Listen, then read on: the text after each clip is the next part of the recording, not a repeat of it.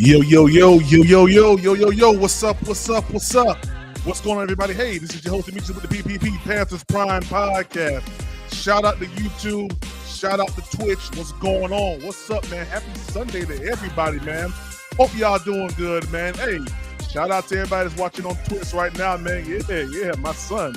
What up, Gabe? What's up, man? How you doing, son? Yeah, good to see you, man. Shout out to Nick Tri-State, man. What's going on? What's up, man? Hope y'all doing good, man. We got a little bit of a conversation to have, man. Nothing too long. We're going to get into it right now, man. Shout out to everybody that's in the chat, man. I hope y'all doing good. Happy Sunday to everybody, man. What's going on, Ken Caroline? What's up, man? Hope y'all doing good, man.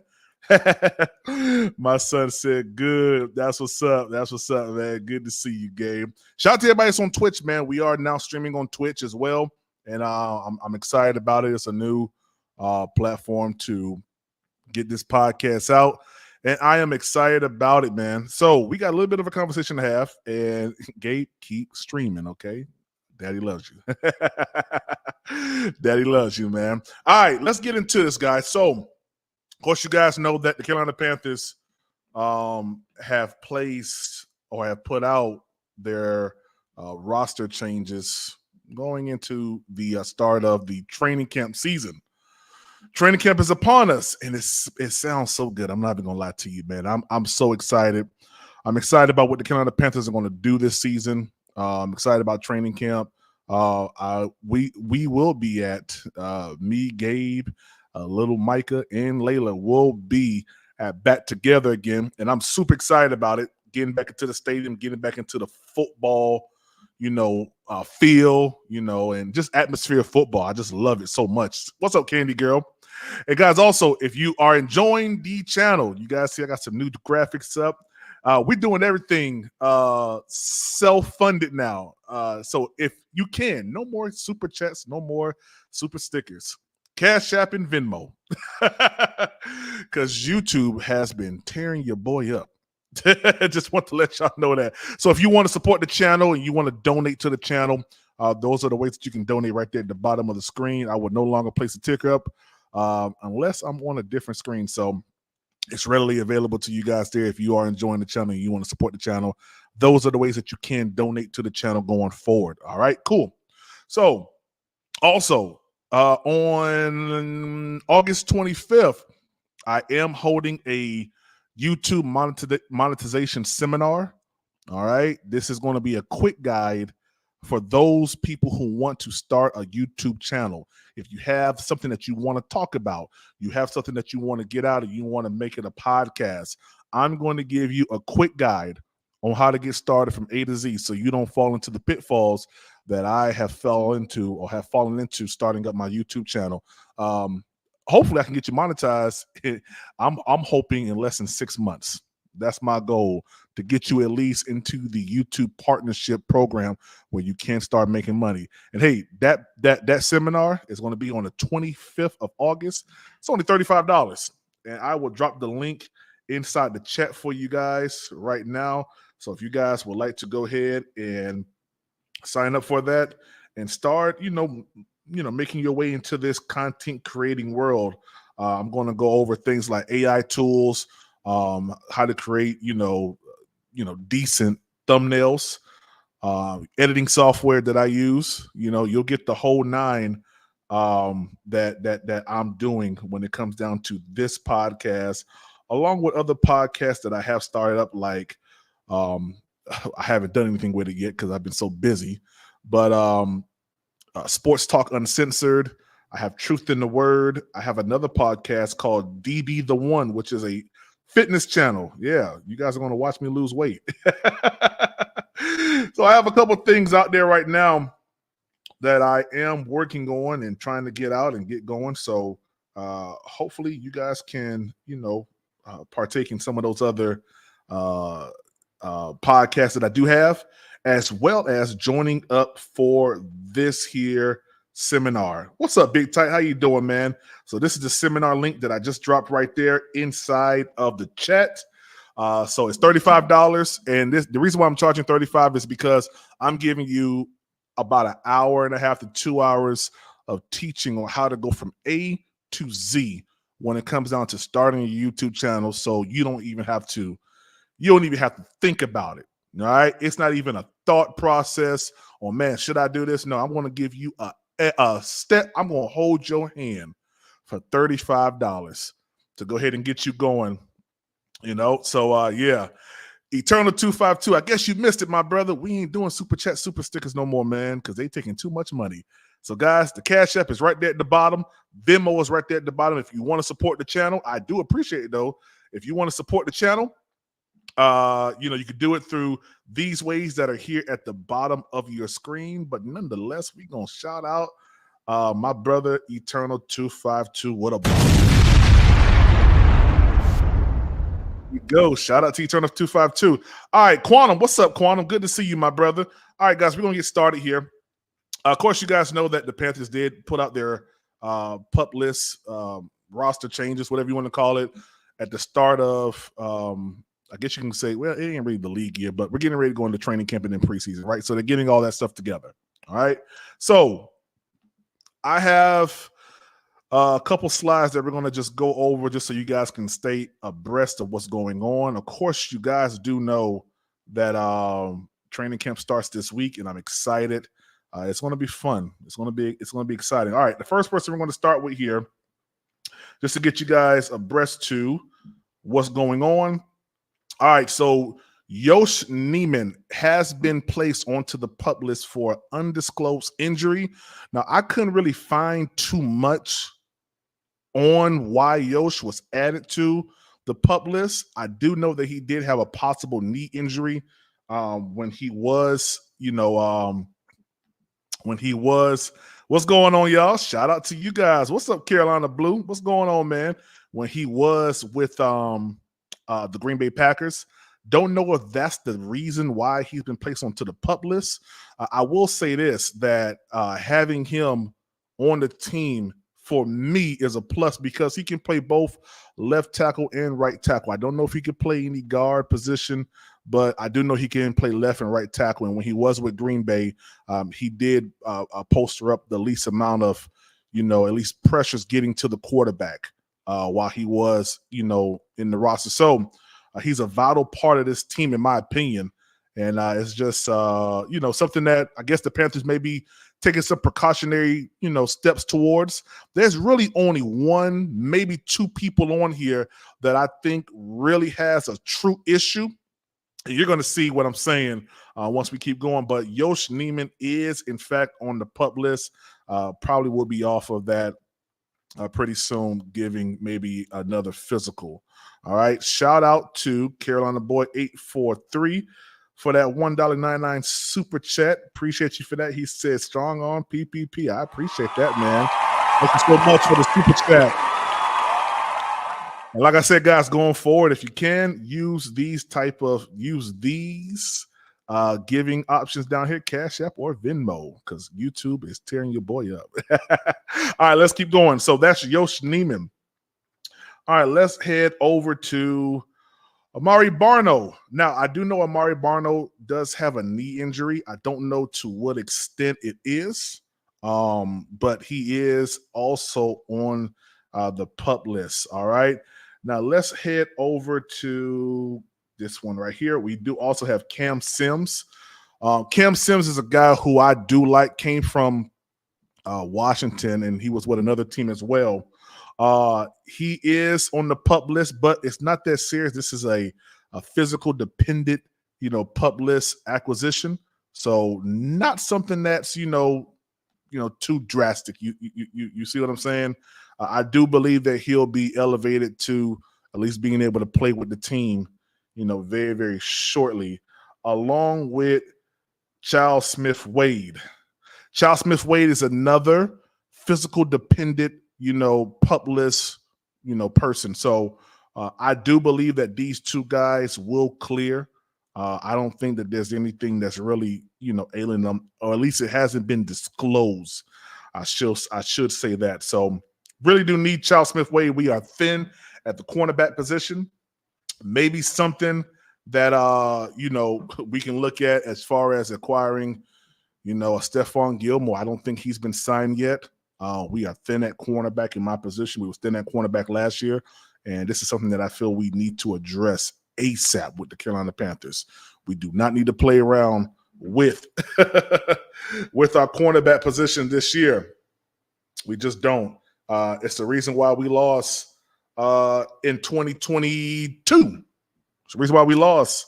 Bad cornerback play. You feel me? It's the reason why we got beat in Jacksonville against Calvin Ridley. One play. I mean, just it was just one play, just bad cornerback play. So cornerback is a position that I think we need to definitely look at going forward. What's going on, Fish Bub? Shout out to you, Fish Bub. Lots of transplants bringing their own teams, allegiance, and casual fans who only support the team when they're good. That's a fact, man. That's a fact, and unfortunately, that's normally how it is, man. That's normally how it is. The Panthers are fair weather fans, says Nick. Fans when we are good, support. Hold on. Panthers fans are fair weather fans. When we good, the support's there. When the last time the bank was sold out, probably the NFC check. Yeah. I want to say it was the last time that I seen Bank of America sold out was probably that next year home game. Because remember, after we went to the Super Bowl, we played Denver in Denver. That was a away game. I think we opened up the season against Denver, and of course, we lost that game. But I think the very next game, which was a home game, I think that one was sold out as well. But after that, that was pretty much it. Shout out to Big Tight. In Quantum, what's up, man? Say what's up, baby? Great show, my dear brother. I appreciate that, man. Appreciate you, man.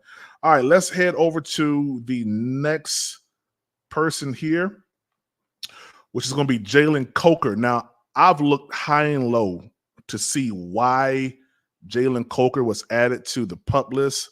I can't find anything besides just an undisclosed injury or undisclosed situation. I'm not too sure if that means that after his physical is done, he'll be added back to the actual, roster or free to go ahead and practice with the team during training camp. I'm not too sure. I guess we'll have to wait and see, this week here as we move closer towards training camp. Now that we've gotten the other, smaller ones down, let's talk about this one right here. And of course, you guys know that this is a big blow, in my opinion. This is DJ Wanham, a torn quad. Now, before we left, I want to say it was for PPP just got 21 cents for that super chat. Hey man, hey, listen, man. Shoot, man. They killing me. You have Zelle. They closed my I tried to get Zelle earlier, man. Zelle, for some reason, I don't know what the situation is with Zelle. I'm gonna have to figure that out. I tried to get Zelle earlier, but yeah, for some reason it wasn't working. I don't know. I'll work on that though. But I do have Venmo, and we do also have Cash App for right now.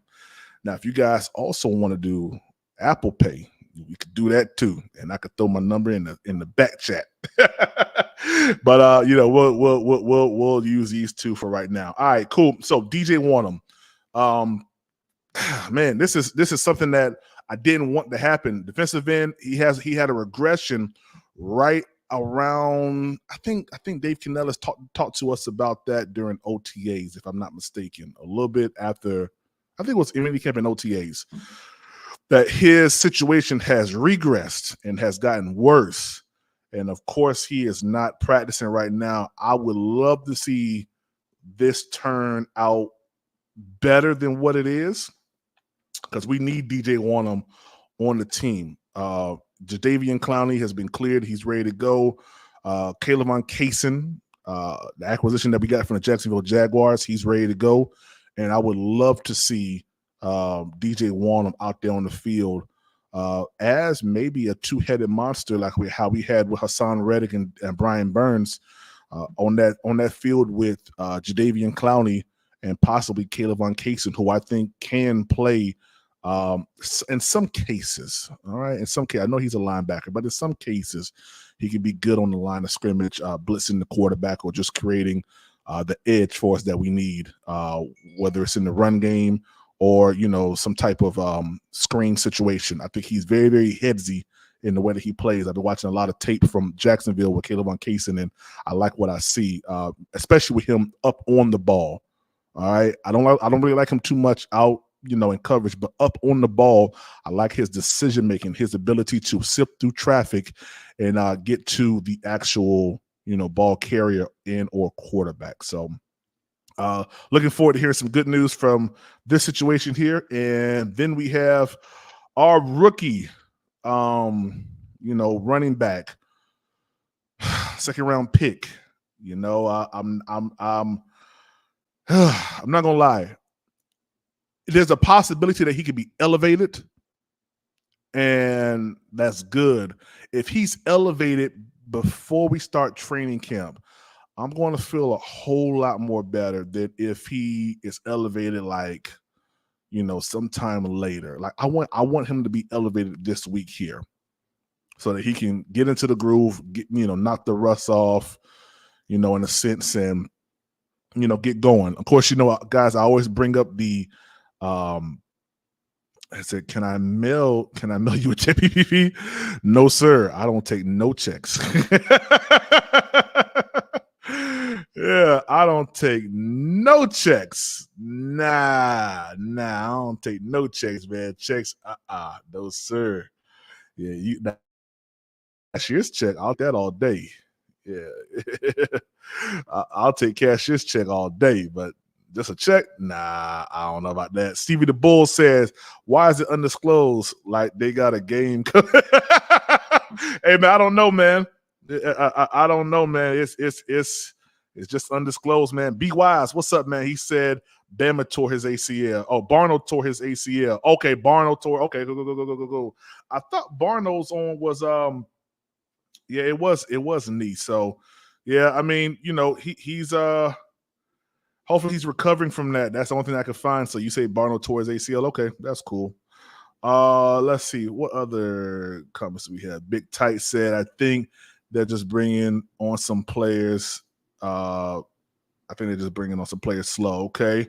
Fish Bulb. Shout out to Fish Bulb. Let me see here. Who else do we have?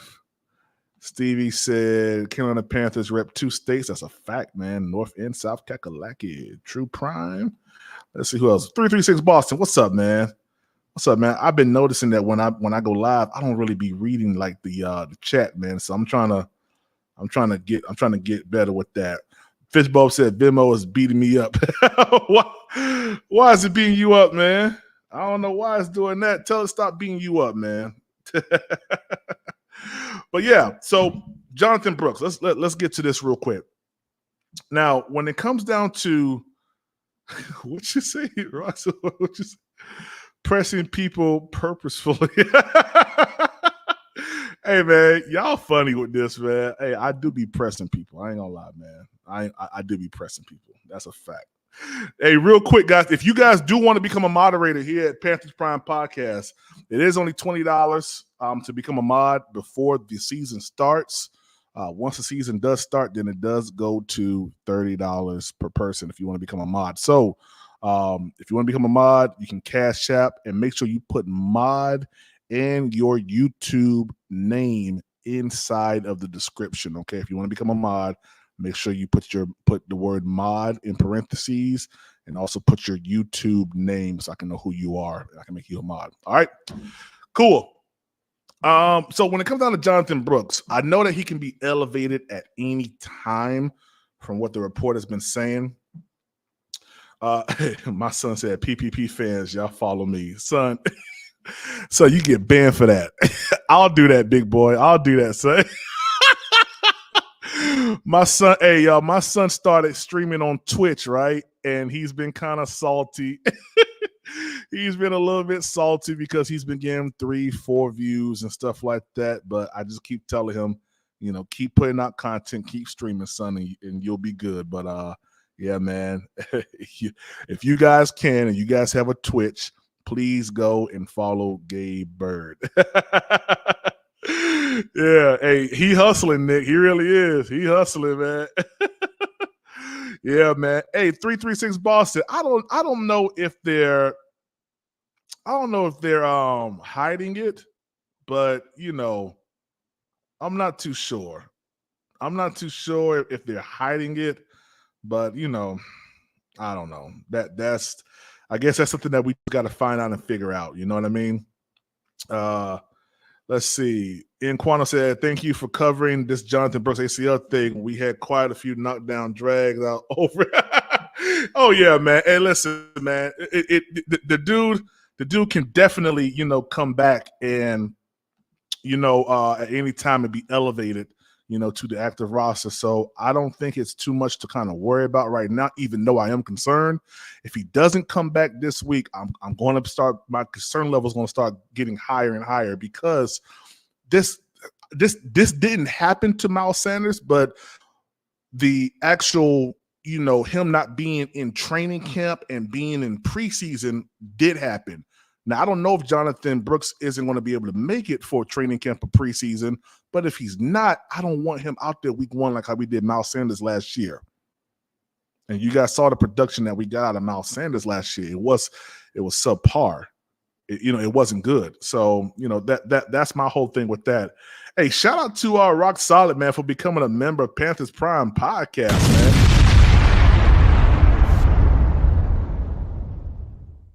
Content coming your way, man.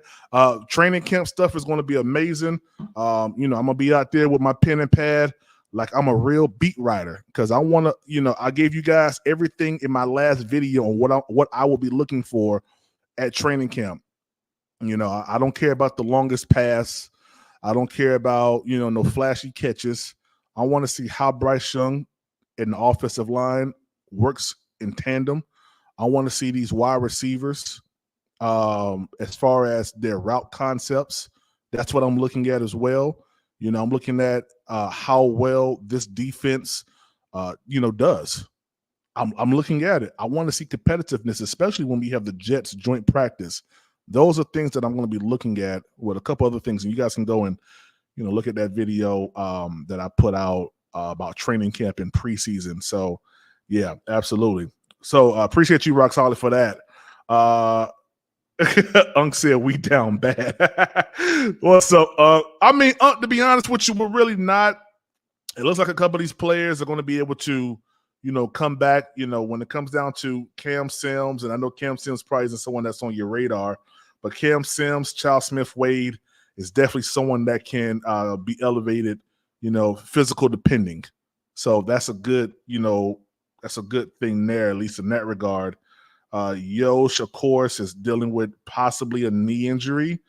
Amari Barno, dealing with the knee ACL joint. The one that's kind of, iffy for me is Jalen Coker.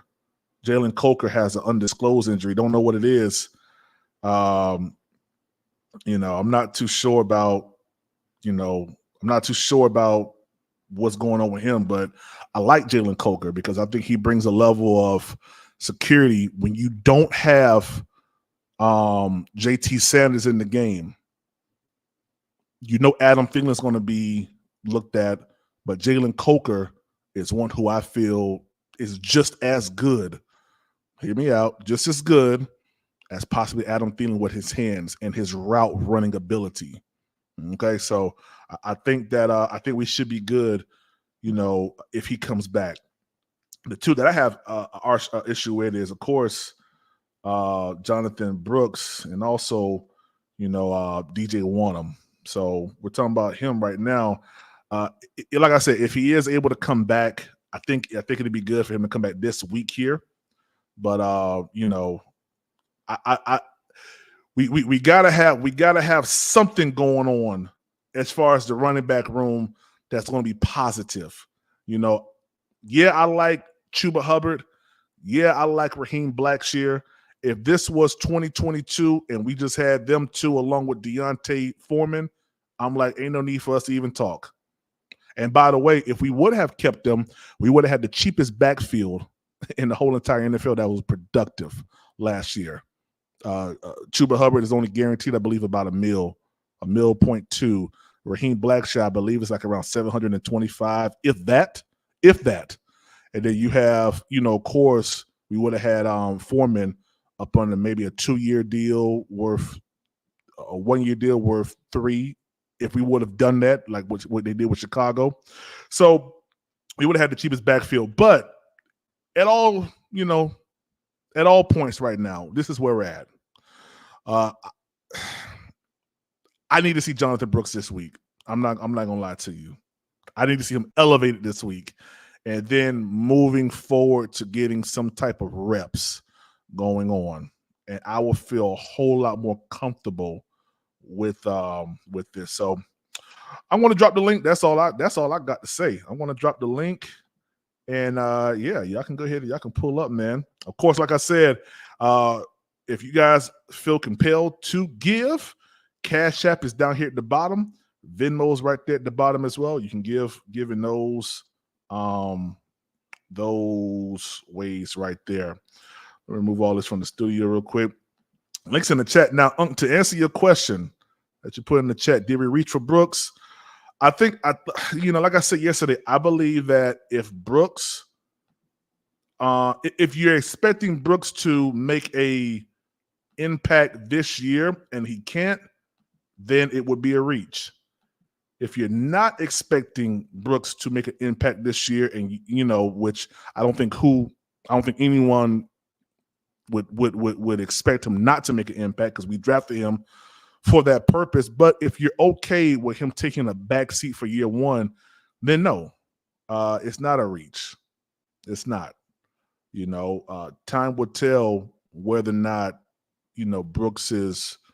this Brooks situation is a reach. Now, I will say one thing: the reach for me probably would also be us moving up to that first round and grabbing Xavier Legette just for the 5th-year option. Now, if we don't keep Xavier Legette for 5 years, I'm gonna be tight. I ain't gonna lie to you, because we didn't have to do that. If that's the case, Stevie, what's up, Stevie? Oh. What's up with it, Brody? What's up, man? How you doing? Nick, what's up, Nick? What's happening?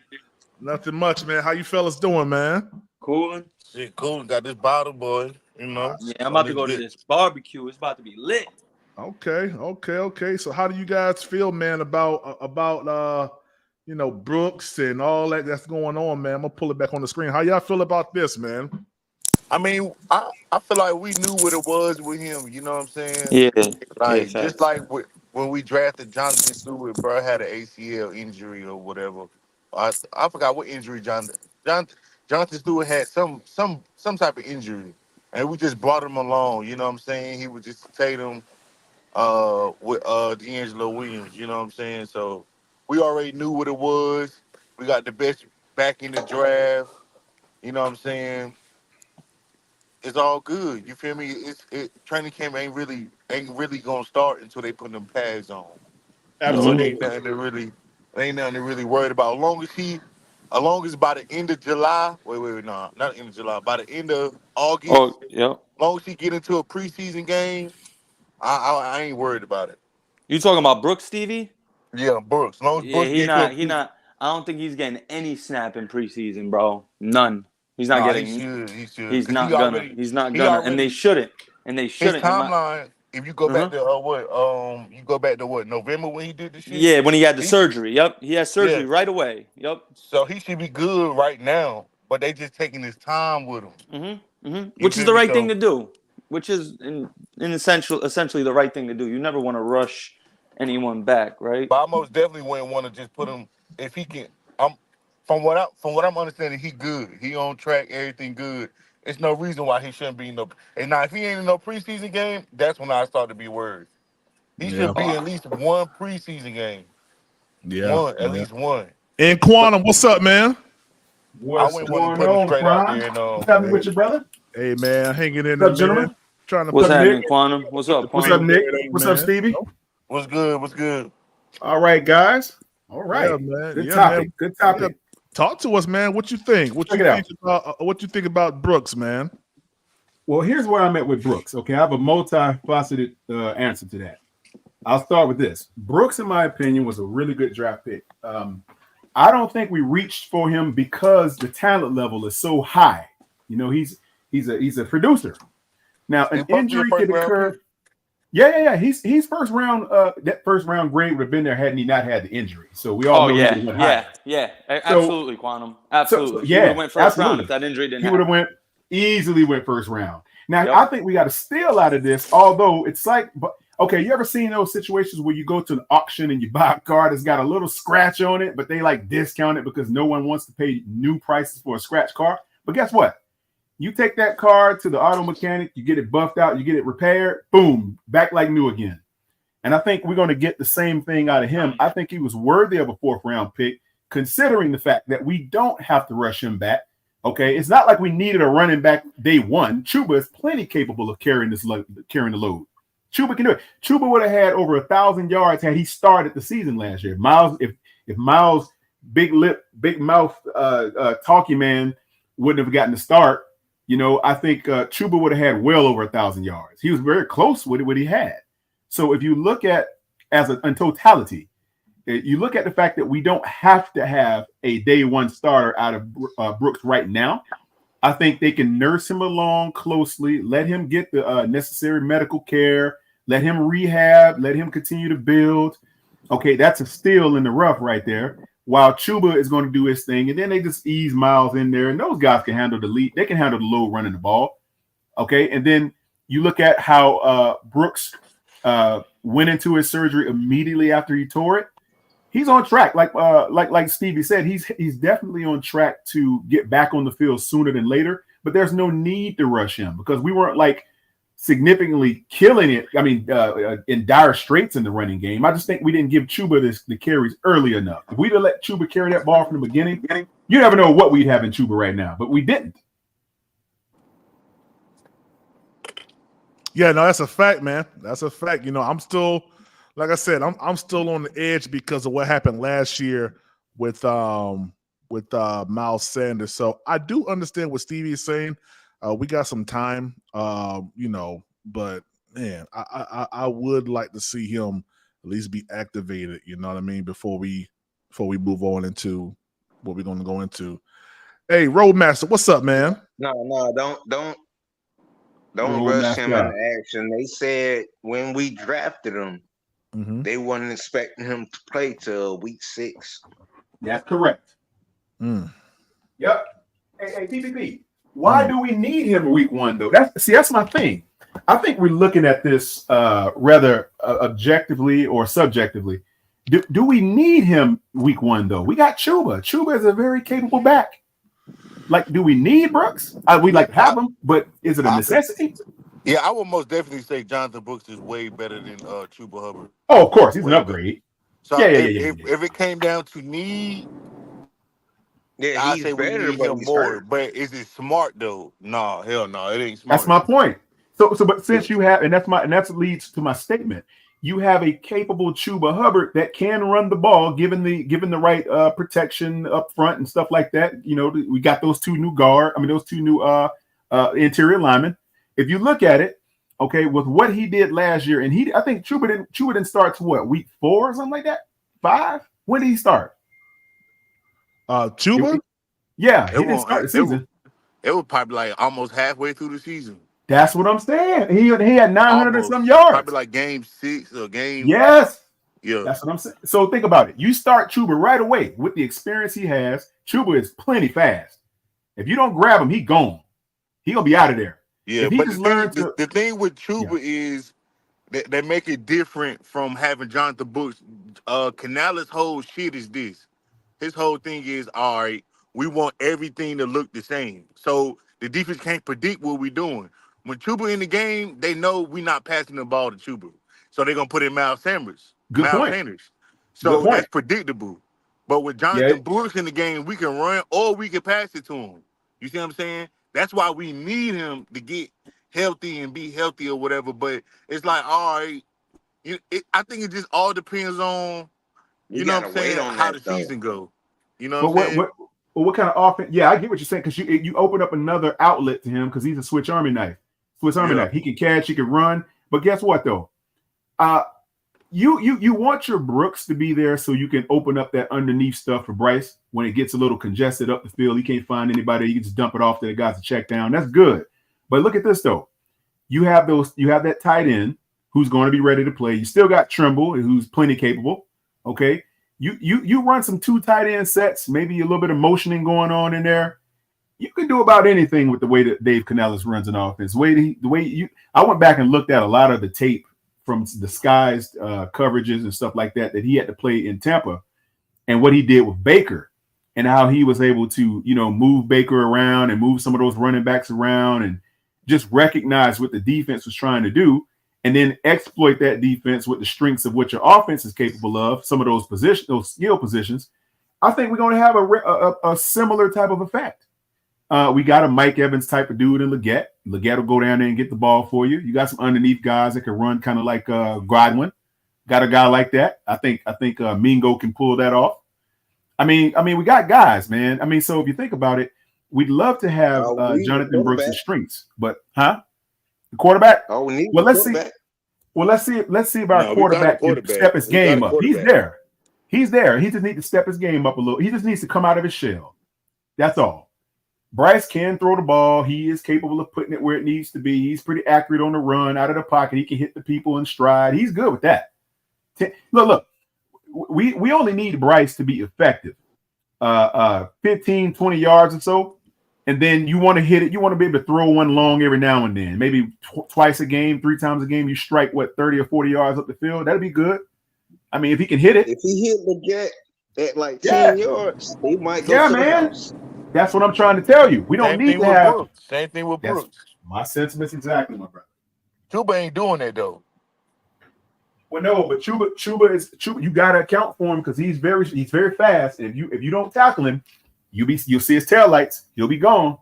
I'm telling you, he's quick. I mean, that ain't gonna happen in the NFL. You got to break some tackles. Chuba ain't breaking no tackles. Or he ain't getting loose. He ain't got no wiggle. Yeah, Brooks got that wiggle. Yeah, he ain't got that. Brooks, yeah. He got a decent wiggle. He's decent. I don't think Chuba had nothing over 20 yards last year. It's I'm trying to. I don't want to use the but I don't want to use the curse ball word on obviously. the But ground. Brooks is the perfect example of turning chicken crap into chicken salad. You feel me? There's a sports term for me. You feel me? He could turn a negative 2-yard pass into chicken salad. You feel me? He could turn a 2-yard catch into an 11-yard gain. You feel me? Chuba can't do that. Facts, Nick. Chuba can't do that. Yeah.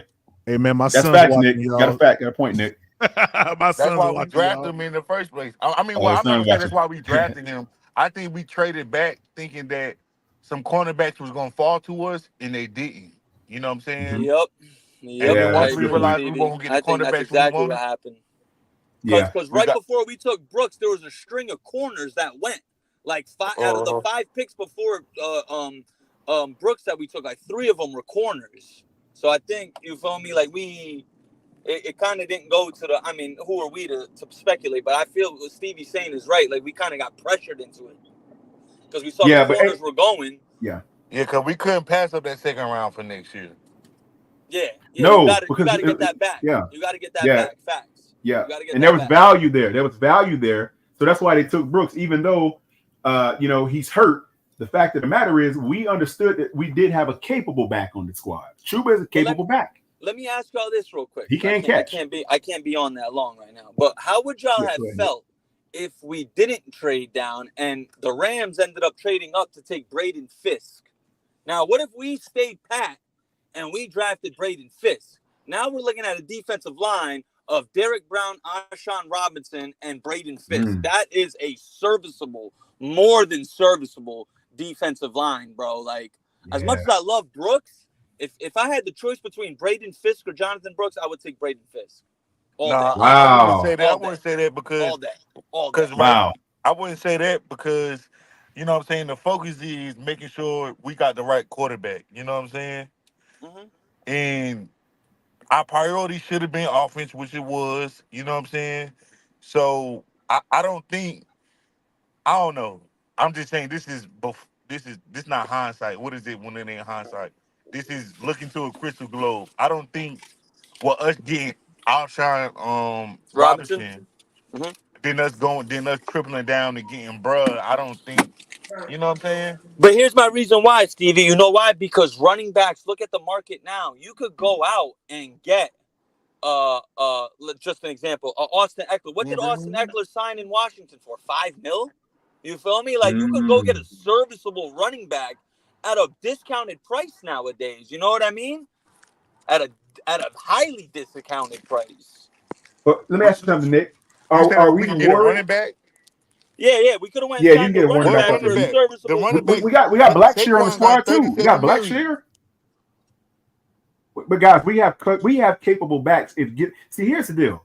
When we went and signed Miles Sanders last year, which I don't know why, but they signed Miles Sanders. Okay, they took Chuba in like the 4th round the previous year. Yeah. They never committed to giving Chuba the chance to start. That's what my problem has been with him. Well, we had Christian McCaffrey. I know. But when he left, Chuba should have been the next man up because he showed a lot of flashes when Christian was in there. He did. He just couldn't catch the ball very well. What's his name? Is it Dante Freeman? What's his nigga name? Deontay Foreman. Deontay Foreman was eating though. So I mean, yeah, so he was. had the chances, but he ain't showed to be that guy. And he ain't. Yeah, you can't beat out Christian McCaffrey. You most definitely didn't beat out Deontay Foreman. I mean, going into it, Miles Sanders or Chuba before the season happened, who you gonna pick? I'm gonna go with Chuba, brother, because to me, I saw enough in him in college. I saw enough in him on the field to know that he was capable. The only thing I didn't like in his early seasons was the fact that he couldn't catch the ball very well out of the backfield. But he's tightened it up. He's much better now. Yeah. And then you look at Raheem Blackshear. Blackshear can run that ball. He's fast. I mean, we got some guys. Yeah, he does. So it's like but we didn't. But I don't know what happened. I think they panicked on the running backs. Oh crap, we need a star running back. Let's go get somebody. And just so happens the Eagles were probably tired of Miles Sanders. Like, yep, we ain't signing him back. And he came on down here and they jumped on it. And I think we wasted a lot of money in Miles Sanders. I don't know if he's ever going to give the production that he's been paid for. I would have rather given it to Chuba. Chuba had a better season than Miles Sanders, right? Yeah, but Chuba wasn't that great, bro. 3.6. He wasn't great. Yeah, but he showed flashes at least. Yeah. Yeah, we're running behind that line, brother. I don't know if anybody would have been great. I mean, somebody would have been good, but great. That line we weren't opening up a lot of running lanes and stuff like that. The pass blocking was horrendous, atrocious.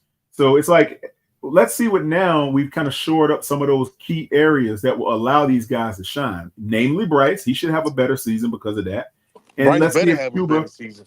Yeah, he should. I mean, I don't see how he's gonna have a worse season. He's got more weapons, more toys, more protection. This arguably the best receiver we had in about 10 years, boy. That's a fact. How can we be worse? How can he be worse than he was last year? I just don't see how that's possible. With more elevated weapons around, how can that be possible? A coaching staff that has been brought here specifically to bring out his best. That wasn't the case last season. So, yeah, we should see a better quarterback. We should see better line play, for sure, better receiver play. Yeah, all this should go hand in hand, guys. Yeah, I agree wholeheartedly with you, man. I think that we're going to see better play, period, from from all levels of football, man. Because first and foremost, man, like the guard position, and we've already parsed that out. We ain't got to go too much more into that. But PPP, we went stupid on the offensive line. That shit gonna pan out, bro. Yeah. We went crazy on it, man. That's it. That's why I feel very confident in us, making a move this year as far as being better than what we were the past couple of years, man. Especially last year. I think Bryce Young has everything that he needs, as far as a quarterback. And we've seen glimpses and glimmers of what Bryce Young can do this past season. So, I'm all for what the Panthers are going to be doing this upcoming season. What's up? Welcome back, Nick. Just give me 5 minutes. Yeah, no doubt. My fault. No, you good. You good. Yeah, man. bro. Like, you know what grinds my gears, Prime? What's up? And fellas? Yeah. The why are people hating on the fact that, I've been doing a lot of reading and stuff, and Panther fans on Reddit and stuff talking about Brian Burns and this, that, and the third. I understand he's an elite pass rusher, but I don't know. Maybe call me old school. I don't care how much the world and the game and the NFL develops and changes. I'm more of a believer in stopping the run before stopping the pass. And why I say that is this, right? If you could create teams into getting into long down situations, there's things called coverage sacks, right? So all you got to tell your corners is just cover for 3.5, 4 seconds, because you know what I mean? If you could just cover for 3.5, the defensive line will do its job at that point. You know what I mean? So it's like, it doesn't matter about the pass rush. If you can't stop the run, and that was our problem last year. Like, people look at it and be like, oh, we were 4th in the league against the pass last year. Yeah, no shit, because teams were up on us by 3 touchdowns in the third quarter. They're not going to throw the ball anymore. They're just going to run the ball. You know what I mean? So that's a flawed stat. Like, Panther fans out here, and I'm not saying it's y'all, there's a lot, though, that get so behind the numbers, but there's no context. Like, you could tell they never watched the games. Like, anyone who understands football knows if you're up 31-10, are you going to throw the ball anymore? No, you're going to run the ball. Absolutely not. You're going to force them to stop the run. Exactly. And if a team can't stop the run, Nick, it's a passing league, bro. You're right. But at the end not of when the you day, don't need it. Not when you don't need it. Exactly. Not when you don't need it. That's facts. Exactly, Quantum. It is a passing league now. Teams do throw the ball more, but the NFL will always be a run league. Like, the run always picks up the pass. Yeah, because if you throw on the ball when you don't need to, you're just creating opportunities for the defense to get back in it. That's all you're doing. Exactly, Quantum. Exactly. Yeah. So you don't really want to play that game. I think that's more playoff football. But regular season, playoff football, yeah, you're going to need a run game. You're going to be able to stop the run. You know what I'm saying? But the Panthers ain't making it to the playoffs next year. We just keeping it at the band. You know what I'm saying? We ain't. So win the Super Bowl, you need that.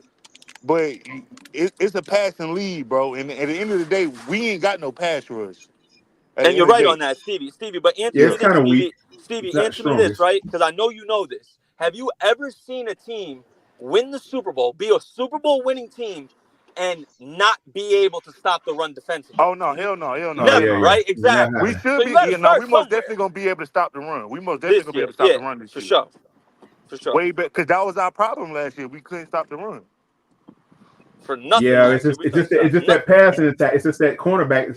That's corners, man. That's the only problem. We got it's kind of like a you don't know type of corner situation with let's just hope we get a full 17. We get a fully 17 loaded magazine out of JC Horn. Yeah, man. God willing. Man, God willing. I don't know about Lord, that, Quantum. Hear this prayer. Lord, I know, man. Let's hope we get a full magazine out of him, man. Good God. Lord, hear our prayers. Right. Hey, you know what Denzel said, Nick? When you pray for rain, you got to deal with the mud. You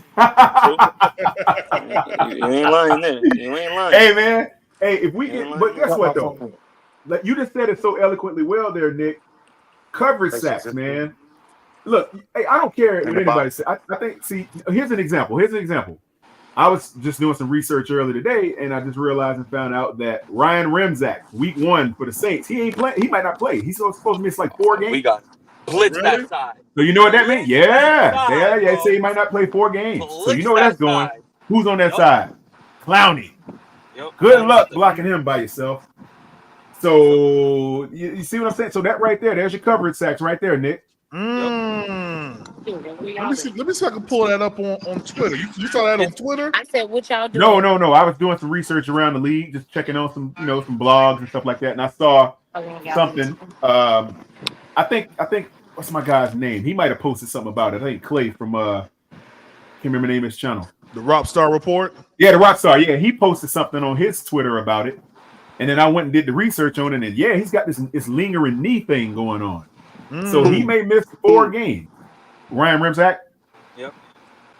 That's gonna be bad. That's gravy right there. For them. Oh, you talking about the dude for the Saints?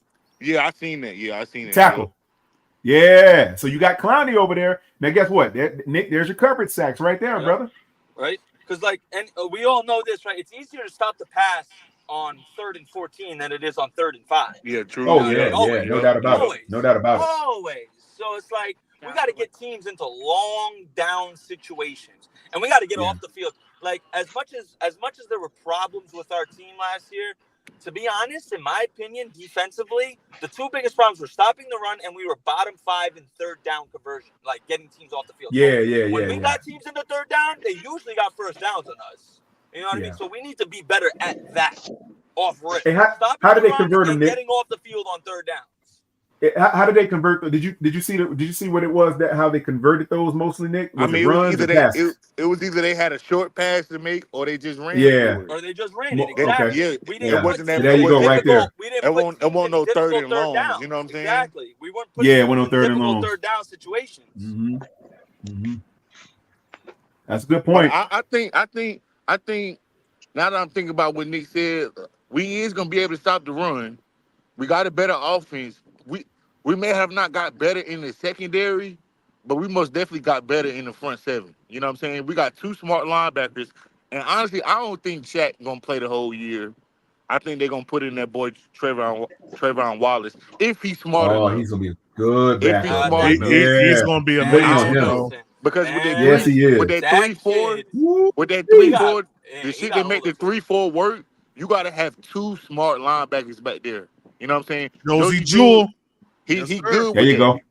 But Shaq, he's just he can't get to that sideline like I want him to. You know what I'm saying? But I know for sure Trevor Wallace can get to that sideline. You know what I'm saying?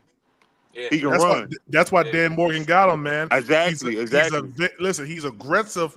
Like when he's not that good in pass coverage from what the scouting report said, but when it comes down to like stopping the run, oh man, he's an issue. He's a whole problem, and he closes the gap very, very fast on the the offensive player, man. Wherever the ball. So hey, that kid, bro. When the games, huge emphasizing on the if the game is to slow down for this kid, bro, the sky's the limit for him, bro. He has all the tools in the world, Trevor Wallace. All the tools in the world. Yeah. He does, man. Sometimes his aggression is his downfall, right? You could over you could be overly aggressive, then you'll shoot a gap, and now you don't have no angle on your pursuit, and now you did nothing for. And now you're exposed. You gave up a run. But you got bounced thing out. about having Josie Drews, he gonna tell him when it's time to do it, when it ain't time to do it. You know what I'm saying? Yep. Hey, that dude runs with bad intentions, man. That dude runs with bad. Hey, that Trevor Wallace, bro, he runs through you. Yeah. He trying to take you out. He wants you off the field. Don't he remind you of Thomas Davis when Thomas Davis first came? Remember that? Yes. And also Caleb Von Kaysen reminds me of TD as well, man. Yeah, we got man. Look, guys, I think we have some guys. We may have some diamonds in the rough there. We just don't know who they are because we haven't seen them play that much. But given these guys, let's see what training camp will be able to clean some of the debris off of these dudes, so we can see what they truly are. Yeah, that's what we need to see, man. We need to see training camp, see what we got under that microscope. And who we got at safety? We got Howard and no, we got Jordan Fuller and Xavier Wood, and I love the Jordan. Fuller. Good safeties, good safeties. Good safeties. Hey, matter of fact, Prime, I had to ask you and everyone here a question. I looked at the depth chart the other day. I thought Xavier Wood. Hey, look, Nick, you went out. What you saying? No, he lost connection. I don't know what he was saying. Yeah. Yep. But listen, Jordan Fuller with the Rams, man, listen, that dude. He's a problem. We also still got that dude, Alex Cook. Now, I don't know if Alex Cook is going to remain on the team after this. Third. Yeah, he's third. You got him third on the depth chart. Yeah, but Alex Cook is the type of player where he's not real like an interception like phenom, but like when it comes down to like defending or like covering that area, he does that pretty well. He ain't gonna intercept the ball. And you know what's he got crazy? High PBs. You know what's crazy? PvP. If you think about that 2015 team, our cornerbacks and our DB and our safeties, we had what? Kurt Coleman back there. Mm-hmm. Yeah. Trey Boston was a young dude, right? Got peanuts for a minute which is Jordan Fuller. We had a veteran back there in Kurt Coleman, which is Xavier Howard. I mean, not Xavier Howard. What's his name? Woods. Xavier Woods. Then we had the rookie, right? Josh Norman, which is J.C. Horn, and then we had a veteran cornerback back there with Tillman. You know what I'm saying? We just need that. We just need that. You know what I'm saying? Mm-hmm. We ain't had nothing special in the cornerback room, in the DB room. You know what I'm saying? But our front seven was like that. We had dudes. Yeah, we had a crazy front seven. Charles Johnson won't never know sack specialists. You know what I'm saying? It was all about the run. It was all about stopping the run. And we had two smart linebackers back there. You know what I'm saying? Luke Kuechly and I ain't gonna compare them to what we got now, but we had smart linebackers back there. You know what I'm saying? So it's like, all right, I feel where Dan Morgan going with this shit. You know what I'm saying? He trying to recreate that. You feel me? But we gotta get another cornerback. Yeah, we do. Gotta get, unless he really believe in Dane Jackson like that. Unless he really man. believe in. You didn't know? We got Uncle Willie Drew over there, brother. We're gonna be fine. Hey, what up, that nephew? Yeah, he played the slide like who? He played the slide like who? Captain Mutterling. He played the slide just like Captain Mutterling. You know what I'm saying? Hey, shout out to Eternal252 for that super chat, man. He said, just one more time, PPP, just to like the screen up. I appreciate you, my brother. I really do, man. Shout out to you. Really do appreciate that, man. Sir, yes, sir. I'll go ahead, fellas. Yeah. We still got Jamie Robinson back there on the free safety side. It ain't really. I think it's gonna be his time to show. We're gonna find out. Who's boo boo? Jamie Robinson. Jamie Robinson. Yeah, we haven't seen too much out of him. That's why we're saying they haven't played him. They haven't played him, man. He hasn't played at all. He all talk. Is he? Hell yeah! You seen that nigga in the preseason? I said, oh no. Hey, you can have all the talent in the world, but if you don't understand what is going on the field, it ain't gonna matter. I mean, what they gotta do with making a tackle? That's what I'm. Well, that too. If you're taking bad angles and you're out of position for the play call and stuff like that, your talent and what you can do ain't gonna matter. You're gonna get exposed. That's all on the player right there. Of course it is, but the player has to be able to absorb that information and act on it. And see, that's going to be the thing. These guys have to absorb what they're being taught, and then we'll see what we got. Yeah, I think Bryce gonna be on some shit this year, bro. He got to prove himself. He ain't never had to really prove himself. He just had to come in and do his job. But bro gonna have to let that bitch go this year. He gonna have to show he belong, bro. And that's all he got to do. Yeah, he is. That's all he got to do. Is just let that bitch go. I don't give a fuck how many. I ain't gonna say I don't give a fuck how many interceptions he throw, but he gonna have to let that motherfucker Language, go. my G. Hey, nah, man. My son watching, man. We trying to keep it clean. My bad. We trying to keep it clean, man. As soon as my daughter walked back in the house, I started cursing. Oh no, you good? Little girl will soup you right up. Oh yeah. Hey, baby girls, they'll do it to you. She already a tape recorder. Oh yeah. They're gonna tell everything. Watch yourself. Yeah, look at she repeat everything. Yeah, look exactly. At my son, Gabe. Nah, Gabe, calm down. Gabe talking about language. Nah, you calm down, son. We got it. My bad. We got this, man. But Bryce got something to prove, man. He got something to prove, and I know I'm gonna see it week 1. And if I don't, that's it. He can't. If he cannot look like no bad game he had last year. If he look like Chicago, he can't do that, bro. He can't do that. You know what, brother? Hey, y'all look what my son just put in the chat, man. I was on a pick 6. What'd he say? My son said it's fine because I hear Uncle a lot. Oh, I think Uncle in the chat. You better watch out. I think Uncle in the chat your too. son be saying, yeah. Nah, he don't be saying yeah, man. Hey, man, he got him. Who was that? Hey, 336 Boston. Why you said we killing you, man? What's going on? Hit the link, 336. Hit the link, man. What you talking about, man? He talking about me? I don't know who you talking about. He talking about somebody. He gonna say when he come up. He'll definitely let you know when he pulls up. He gonna let you know. At me. Babe. Oh, we talking about Bryce. Yeah, you know Bryce. What, man?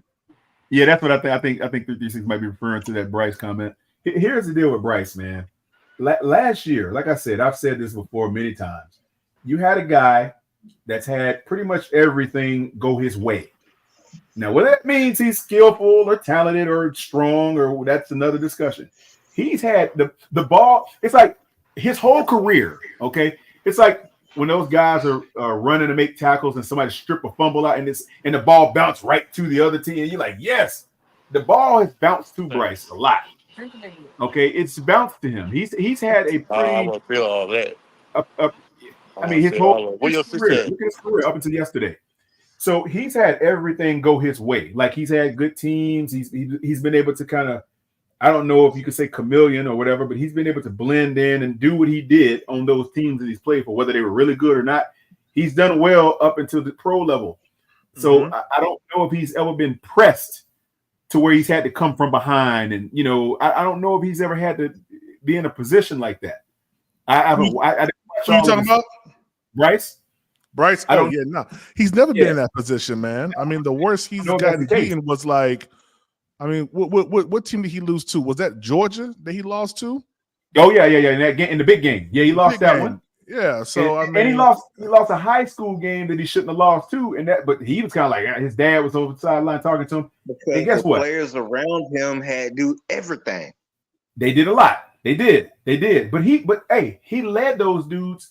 And here's what I'm saying though: you can't be a trash quarterback and win a lot of games. You can't. I mean, you can't be sucky. Yes, you and can. Still win. Okay, how? Yes, you can. How? And Bryce proved that. How? Because he's a trash quarterback and won a lot of games. No. Where? How do you be a trash quarterback and win games? I want context, brother. Please. Yeah. Give us context. Just don't say he's trash. To a playmaker. That's how. But can a trash quarterback do that? Get the ball to a playmaker? What if he throw it at his feet? It should be simple. But look at his completion percentage and all of that the years prior to his last season, and tell me who was he playing? That's a trash quarterback. Who was he playing? He was in the SEC, my dear brother. You do know that, right? Who was he playing? Top level talent. Who was he playing? You want to go down the list and look at the teams, or are you being rhetorical with that question? I'm not sure what you look at Alabama. That's basically an NFL team playing against who? JV teams. So you're saying that the entire SEC, when he lost to Georgia, when he played a real team. Well, that's one game. So are you saying that the rest of the SEC is JV level talent? Is that what you're saying? Pretty much. That's a strong comment. I have some Gator fans out there. Clemson ACC. So no, that Clemson. No. I'm talking like the Gators. Who else is the ACC? Ole Miss. Who else you got? Texas Tech. Who else is in that? In that category? Miami. Let me see here. You got Miami, North Carolina State, Notre Dame. You got Georgia Tech, Louisville, Clemson, Boston College. That's ACC though, right? All ACC. No. Who is the SEC, Prime? SEC. Oh, SEC. Okay. Yeah, you're gonna see a different. All right, you got Alabama Crimson Tide, you got Arizona Razorback, Auburn, Florida, Georgia, Kentucky, LSU, Mississippi State. Hold on, I got some more. Auburn and LSU is basically the only Missouri, Oklahoma, Ole Miss, South Carolina Gamecock, Tennessee. You got Texas. You got Texas A&M and Texas, and you got Vanderbilt and Texas. Yeah, bro, you telling me that most of those teams are top level in the SEC besides them and Georgia. Perennial though, most of those teams are perennial teams that contend every year. You cannot tell me those teams don't have bowl games. A lot of those teams have bowl games every year. One of those teams are in some big bowl game. Man, South Carolina will go 5 and whatever and get a bowl game. But what I'm saying is there's a lot of high level talent. Hey, bro, where you from? Who, me? The one who talk about South Carolina. Yeah, where you from, brother? Me? What state you from? I'm from South Carolina, but I live in Charlotte now. Okay, so look, check this out. South Carolina, Duke, UNC, they play any SEC school, bro. They're gonna be playing for their life, bro. They getting their ass whooped. Right. Okay. And Bryce played that on a regular basis. That's what I'm saying. And he whooped their ass. My point exactly. Yep. Hey, there you go. My son said them teams kind of good too. Yeah. Yeah, they're good. Yeah, so my point is, brother, to round that back around to the Bryce statement. Look, man, my point was this, okay? Bryce was a consensus All-American coming out of high school. This dude won everything. He won. Look, CJ even said it. CJ in the interview said, low-key jealous. CJ low-key was jealous. Well, he might have been. But listen, what I'm saying is CJ said, he said, I had to play in Bryce's shadow from middle school. He said that out of his own mouth. I couldn't believe it, but he said it. He said, I was basically playing in Bryce's shadow. Bryce was the guy all the way up into the draft. And what niggas fail to realize, bro, that's what he said. Cam came out his rookie year threw for 4,000 yards, bro. Ain't never threw a 4,000-yard season since his rookie year. Just because CJ threw for 4,000 yards his rookie year, that don't mean he gonna do that every year. It does not. It doesn't mean that.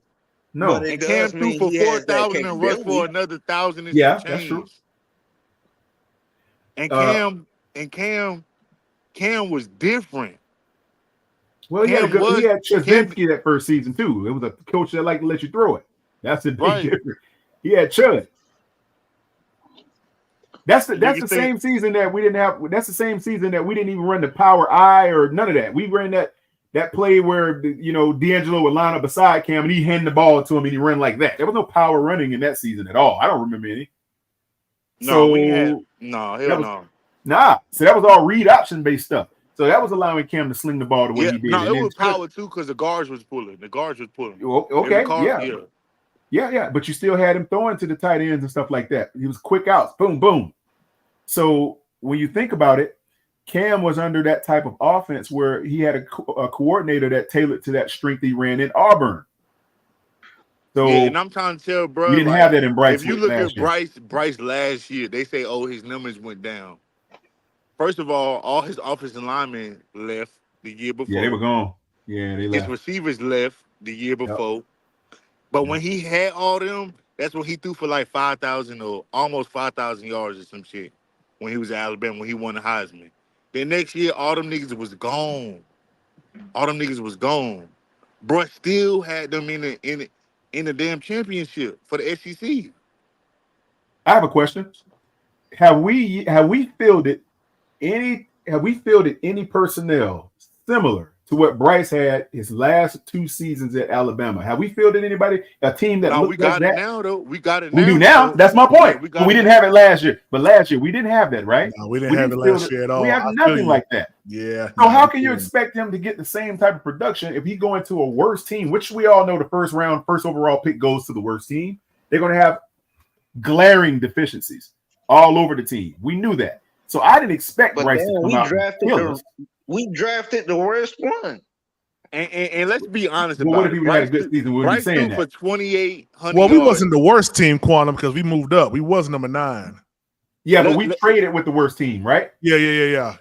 Okay, but they gutted our team. That was the thing. We got gutted. Yeah, and it made us the worst team. Yeah. So that's what I'm saying. So if they wouldn't have gutted the team, he would have played much better. But they gutted the team. They shipped all the guys off. Whatever. If we at least would have kept Deontay Foreman.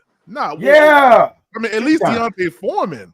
And like run something similar to what we ran with Steve Wilkes, we probably could have rattled off at least a couple more wins than what we had. At least 4 or 5. Yeah. That alone. I'm with you on that, PPP. My statement is this though: being the fact that Bryce didn't have anything remotely similar to what he had the year before he came and the year before that, he was walking into a no man's land basically. Yeah. And it showed on tape. It showed during the game. So his deficiencies were going to be exalted because he didn't have enough to supplant what he lost to put him in position to actually have a better season. So when I saw that, I said, yeah, I'm not going to expect him to run away with anything this season. He's just going to run for his life for the most of it, which he did. If you think about Brock Purdy and what he did at Iowa, bro. Brock Purdy was nothing. He won't nowhere near close to 3,500 yards passed at Iowa. Nowhere near close. This nigga threw for 42 last year. You know what He I'm didn't have a saying? microscope on him either, brother. He came in the 7th round, last pick of the draft. No one was I checking mean, for but he most Brock definitely had Purdy. a microscope playing for the 49ers. Oh yeah, well that's because he's established now. But I'm talking about when he first came in his rookie season. I'm saying before Nobody he even was heard of that established, dude. he the Yeah, 49ers starting quarterback. That's all yeah, right. You he got got a the mic. Dallas starting Yeah, quarterback, yeah. and then after that, who quarterback after that? I mean, that's only because I don't what's even know. his name? What wasn't the Garoppolo was there? That's only Yeah, because Jimmy G, him and what's the other guy? Trey Trey Lance. Lance They was couldn't do playing it. so bad. Purdy was Yeah, only the starter because the other starter got hurt, right? Yeah, Trey Yeah, the Lance other got starter hurt. got hurt, but they still had Trey Lance, and they I put mean, Brock Purdy in there. well, hold on. What was Trey Lance's? Hold on, let me pull up Trey Lance. I think he got hurt. He got hurt some kind of. I Brock think he Purdy hurt. been playing for 2 years. He just got traded last year or the year before. Yeah, the year before last. You mean drafted? drafted. I mean, Trey Lance got traded the year before Trey, last yeah. Trey Lance just got to the moved. Cowboys. Yeah, Right. Yeah. So and Brock Purdy So came Brock in Purdy 20. beat out Trey Lance. yeah, because Trey Lance was hurt though. He came back all messed up. Brock Purdy, he took over during the season at some point, so he had a better handle on the offense. You're not gonna beat him then. Yeah. Let me see. But He Trey already knew what he Lance was had doing. been there already. Yeah, but he never touched the field though. He didn't. Did he even play? If he did, it was He did play. He minuscule did play minutes. that year. Minuscule. That year, Brock Purdy came in. Trey Lance Yeah, had played before him. yeah, but it was Yeah, I minuscule think he time though, played wasn't like it? 2 games before he got hurt. Yeah, it was like nothing. Right, it was like 2 or 3 games.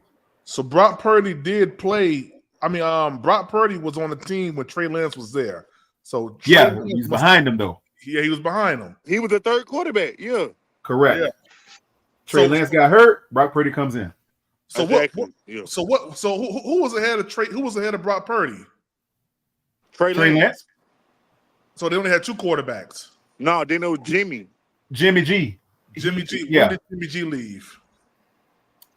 Earlier Jimmy that G. season or the season before, right? Which one? Jimmy G. Oh no. So Trey Lance started this season. He Yeah, got so hurt, and then Brock Purdy came in. Right. I'm not. No, that's right. That's right. Trey Lance was supposed to be the starter. He was projected to start because that's I why thought they they were so still had confident to let Jimmy G go. I think Jimmy G because left. they traded Jimmy G to the, but I'm not sure if they traded Jimmy G during the offseason or not. Because they had Trey They had to Lance. do it before the trade deadline, so they had to move him to I think elevate they let Trey go of Lance Jimmy to G play. because I think they traded Jimmy G because he fucked up in the playoffs again. They're like, fuck it, we're gonna go with Trey Lance. Yeah, and they had Trey Lance there. That's why they was confident enough to let Jimmy G go. And then he got hurt. They didn't expect him to get hurt, but he got hurt. And then they were like, oh, well, we got Brock Purdy now to step. See, Brock Purdy came in. So this is what happened. Yeah, I know They what didn't know he was happened. gonna be So that good. they traded Jimmy G in the offseason to the Raiders, right? Yeah. Yeah, Trey Lance ahead of him, and then Trey Lance got Trey Lance And he got hurt like the third game or something like that. And then Brock Purdy came. And see, Trey Lance never came back. They weren't expecting to have Brock Purdy play the whole season. I think they were still looking for another quarterback when they elevated him, if I ain't mistaken. And then he just ended up being really good. They were like, oh, what do we got here? And he surprised everybody. Yeah, that's a fact. That's what happened. Hey guys, if you guys are enjoying this content, man, and you want to support the channel, man, the ways that you can support it down at the bottom. You can also still use super chats and super stickers as well. We prefer Cash App and Venmo, but if you are enjoying the channel, man, you're enjoying the conversation, want to support the channel, support what we're doing, man, just go ahead and hit that donation button down at the bottom, or go Cash App PanthersPrime1 or Venmo PanthersPrime1. Also, we do have a YouTube monetization seminar that I'm hosting August 25th at 7 p.m. giving you quick quick guide into starting your own YouTube channel.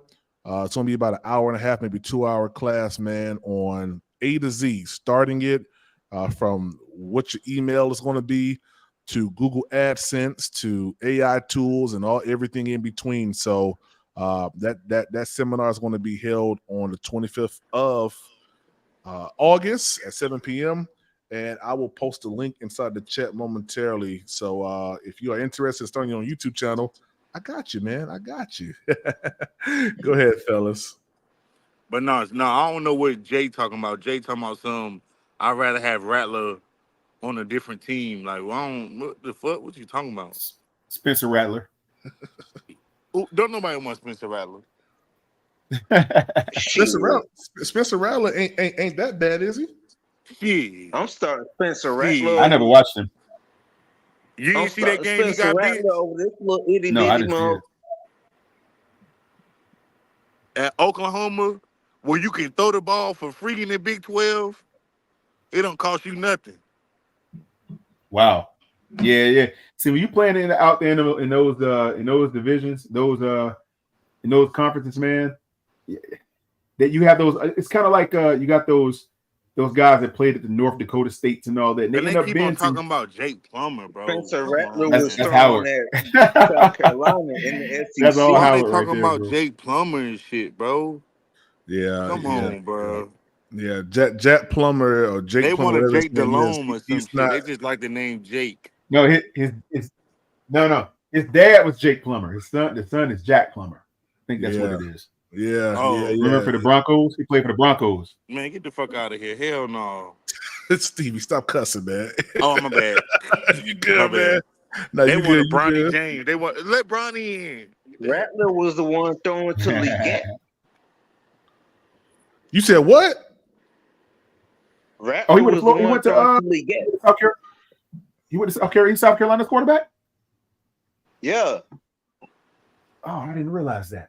Wow. Yeah, and what he do? I Throw watch the ball South to Carolina. Leggett the whole time? I mean, I would too. if it's working, throw it to him too. Yeah, but Bryce was No, throwing but to a whole bunch he got of a run game nobody. too, though. Huh? Leggett got a run game too. No, he don't. Leggett don't got no wiggle. All That's the right. only thing I don't like about him. He ain't got no wiggle. He got a wide catch radius though. He got a wide catch Debo radius. got that wiggle. And Yes, he he go does. up and get that ball, man. That's the difference. Yeah, he go up and get the ball. He make off-platform catches, brother. Yeah, this he dude like would Mike dive Evans. left I and don't catch know it to who the said right. it You better earlier. watch some Leggett film. Because when he He get don't that got ball, no wiggle, bro. When he I got say that top wiggle, end speed. when I say wiggle, that's when I'm saying bro catch the ball, he run for a good 2 to 3 yards. After he run Nah, them bro. 2 He to catch that ball, he might be out of the house call. wait, no, check me out. So when I say wiggle, say bro catch Watch that some ball. film. He Watch ain't some breaking too film. many tackles, bro. He not breaking too many Why tackles, ain't? bro. Why He ain't? don't. It's not in him, bro. Highway Boy 70, what's up, man? Hey, listen, man. Let me tell you, Xavier Leggett to me is going. Xavier Leggett to me, man, is going to be our top shelf type of receiver. Bryce Young get into a pickle, and man, just throw the ball up, man. Oh yeah, I mean that's what you call top shelf. My top shelf, Deontay Johnson. Why you say that though? Because he ain't tall. Because he got the wiggle, he got the route running, and he got the hands. Yeah, but the wiggle don't mean nothing if you got two people on him though. That's what the route running for. It don't matter. If you got two people on him, he ain't gonna get open. No, that man gonna get open, bro. Deontay Johnson like that, bro. Double covered ain't no wide receiver getting open like that double covered, bro. Yeah, but only thing that's gonna be a double coverage is a good ball. That's the only thing that's gonna beat it. It's a good ball. But who gonna throw it? Bryce? What? No, it's not even that. Steve, my cousin Bryce. My cousin. Listen. You can't say that Deontay Johnson is top shelf. Like he doesn't. I mean, I don't know, bro. I like football players, bro. You know what I'm saying? And I can tell when somebody got it and they don't got it. Bro, remind me of AB a little bit. Tell XL got. Bro, remind me of AB a little bit. Who, Leggett? That's just me personally. He remind me of AB. Nah, he talking about Deontay Johnson. Oh, Deontay Johnson. Yeah, I can see why you say that. I see why you say that. I know somebody gonna say I'm reaching, but he remind me of AB a little bit. I can see that. I think you reaching. I ain't gonna lie, Steve. AB is a little faster though. Yeah, AB is faster, no doubt. Because AB that nigga. If he remind you of AB that man. XL should remind you of Megatron. No. Not big He enough. tripping. He remind me of Alshon Jeffrey or something. You know what? And I'm gonna say something that's gonna make all y'all guys go nuts, but I'm gonna say it anyway. Leggett has the same. He plays the ball I'm gonna say this name now. Don't get triggered. It's gonna bring back bad memories. But he plays the ball just like one of our former receivers in the first round. You know where I'm going with this? Oh Lord. Calvin Benjamin. Yes. Does he not go up and take the ball like Benjamin, KB? he just was a fat ass. I mean, he was. That's the only problem. He was a fatty. But when he go, he would go up and get the ball though. He would go up and get that ball. Yeah. He just having a work ethic. But we don't got to worry about that with XL though. XL will go up and get that ball. He kind of reminds me of KB when he jumps up there to take it. I mean, this dude will be snagging passes behind him to the side. Go back and look at KB's We're film. Not gonna see him. We're not look gonna at how he see caught him the ball. say that if Calvin Benjamin won't injure, we probably would have won the Super Bowl. We probably would have won the Super Bowl with that nigga. Man, I want to throw Kelvin Benjamin far out of my mind as possible. I was mad. He ate. He had a good rookie year though. He had 1,100 yards his rookie year. And you saw some of the catches he made. He just was lazy. He was lazy. What I'm saying. I know. That's why I'm trying to keep it far away from my mind as possible, man. Just think about the rookie season. Legette ain't even built like that though. Legette not even built like Calvin Benjamin. No, but I'm saying how he plays the ball. That's all I'm saying. The how high he point part. The I'm talking about body mass. I'm talking about body mass. No. They're not anywhere close to the same. KB is not a work heavy dude. He was too lazy. Wasn't he? Yeah, 6'5". He's about Cam's size. You said who? He was still flabby though. He was. Okay, but he was. Yeah, he was flabby. Nah. What you call it? But one thing I do like, I be seeing him work out a lot with Debo Samuel a lot on YouTube. I be seeing, bro. He be working. Obviously they must be close friends and shit. I mean, who? And they played together. Who's running out with him? Oh, you mean Leggett? Yeah. Leggett and Debo. I don't know if y'all seen the receivers thing. Y'all seen the receiver thing on Netflix? Nah. I said I was gonna watch that. Debo. It's an episode, right? Debo was like, "Oh, I'm finna go see my boy Leggett." Went to South Carolina just to go watch him play. Leggett was on there. Yeah. They got roots together. That's why. Well, I'll tell you one thing, man. Deontay Johnson, he better perform this season. I'll tell you that right now. 336 Boston. What's up, man? 336. What's going on, y'all? What's up? 336? Yeah, Debo and XL, they played together at South Carolina. I hear you. Yeah, they did, but XL was at the bottom of the bench during that time. And that's crazy what 5 years to do. 336, talk to us, man. Yeah, because what was you talking about in the chat? You guys, it's the optimism, man. First thing first, I heard a guy, who was that, Stevie? Stevie, did you compare Jordan Fuller to Trey Boston? No. What? Yeah. You said Jordan Fuller was Trey Boston. You said that. Yeah. You also said that in 2015, our linebackers stopped the run. Yeah, Luke Kuechly and Thomas Davis. Are you tripping? Absolutely false. We were terrible at run stopping in 2015. We were a pass stopping defense. Look at what do you mean? How the stats don't lie? That's why they keep records. You telling me Luke Kuechly and Thomas Davis? Listen, man. All I'm telling you to do, I'm not telling you to believe me. Yes, you do. That's why they keep stats, bro. For people like you who don't believe. You go back and check the stats. We were a terrible run stopping defense. Stevie, I'm not telling you anything. The stats say that we were a terrible run stopping defense. Terrible run stopping defense. Terrible run stopping defense. Go look at the stats. I'm not telling you that. PPP. That's what history says. Right now. I don't gotta look at the stats. PPP. Yes, you do. That's why you don't know what you're talking about. Yeah, pull up the stats in 2015. Right now, this man is saying that Luke Kuechly. You don't have to look at the stats, nigga. I'm about to tell you the name. Yes, you do. That's why you don't know what you're talking about. You're going off of what you think and what you believe. I'm telling you factual information. Pull the stats. Okay, so you know the stats from when? From when? Stats from when? 2015. From 2015. Check our defense. We were a terrible run stopping defense in 2015. The Super Bowl team. We haven't stopped the run in like 10 or 12 years, bro. You got to stop it. It's 2024. That's what I'm talking about. You guys are riding this high. You living on optimism, man. It's not factual. That's not what happened. It's not. So what was the stats, bro? Let me pull it up real quick. Let's pull them up, shall we? Hey, 336. Would you say 336? He's 336. Would you say? Matter of fact, Prime got you. I ain't finna say nothing else. I'm gonna go. He's Prime, saying Luke Kuechly. Hey, 336. 336. Let me ask you a question. Hold on, bro. Let me say this. He's saying Luke Kuechly, Thomas Davis, Star Lotulelei, and Keywan Stewart cannot stop the run. That's what you're saying right now, bro. What he's saying is you're getting the personnel grouping mixed up with the actual stats. That's what he's trying to say. All right. He said the stats don't reflect the personnel. That's what he's trying to tell you. Okay. But what I was going to ask him was, hey, 336. Let me ask you a question, brother. Did we have a better run defensive team when we had Greg Hardy? I think we were a little bit better then, weren't we? Yeah, that's what I'm trying to say. He was on that team, if I'm not mistaken. Yeah, I don't know what the stats were. I didn't look at it. No, I'm just wondering. I don't think he was on that team. He was on that team, but I think he was on the team before. He was on the team the 1 to 2 years before that 2013, 2014, and then he got in trouble, right? But I think we had a better run defensive team then, if I'm not mistaken. I think we did a little bit better. I don't even know if it was greater. Okay, so here it is. So here it is right here. Nobody ran against us that year, bro. I was in South Korea at that time. I watched every game 3 o'clock in the morning.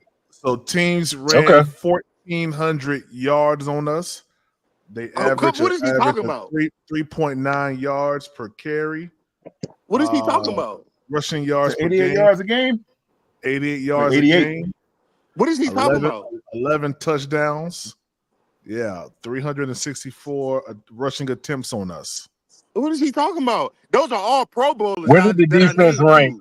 Where did we rank in run stuff? Look That's at what I'm telling you, bro. 3.9 yards a rush. Let's see. 88 is not terrible. 3.9 yards a rush. You telling me we were terrible at this shit? Hell no. What are you talking about? We had Luke Kuechly, bro. What are you talking about? See if I can find it. 336. Give me 1 second. Our problem was we couldn't stop the pass rush. Then we got them veterans in the back. Let me see. 2015 Carolina Panthers. Rush. You could at least looked it up. Oh, our stats are on the left. That's what it is, and the opponents on the right. So our average is on the left. I see what's going on here. I see what's happening. Mm-hmm. Okay. What was that run? What was that average rushing yards per game? 88. For us? No, that was our opponent. That was the opponent. We were on the left. We're on the left side. Our opponent ran for 88 yards. They ran for 88 yards on our defense. So no. What we averaged was on the left. What the opponent's average was on the right. So what the opponents gave up on defense is on the right. What we gave up is on the left. So you got to look at it that way. 22. What are you talking about? 22. The 2 columns. See the columns up here? Yeah. Carolina and opponents. Okay, so opponents rush for what? So I mean, I'm thinking that the opponents won. This is what they rush right here, isn't it? Quantum? 88. Okay, so this is what it is. If you look on the right, that's what the opponents' averages are. Everybody that we played, that's their average. Right. All together. On the left is what our average is. Teams didn't even rush for 100 yards on our defense, but we couldn't stop the run. What are you talking about? No, they didn't run for 100 yards on whoever else they played. So we're saying, looking at us, it was 142. PPP help him. I mean, I don't need any help. I understand it. I mean, he's right. He's actually right. Yeah, he's actually right in what he's saying. 100%. Yeah. So 336 has a point. We gave up, and I know darn well we gave up 88 yards per game. What are you talking about? No, brother. Those are the opponents that we played. Their average is 88 yards per game. So they ran for 88 yards per game on our defense. No, brother. No. See, you're confused. No, the guys, the column on the right is an average of what the opponents all gave up. So if you do the average of the opponents rushing, that's what they were giving up every game. 88. No, bro. That's not how it worked, bro. Look, okay. Look at the top. It says Carolina. Yes. Opponents where? Opponents on the right. On the left. Total points per game, Carolina scored what? 31. The opposing team scored what? 15 points. Correct. You see what I'm saying? Mm-hmm. I do.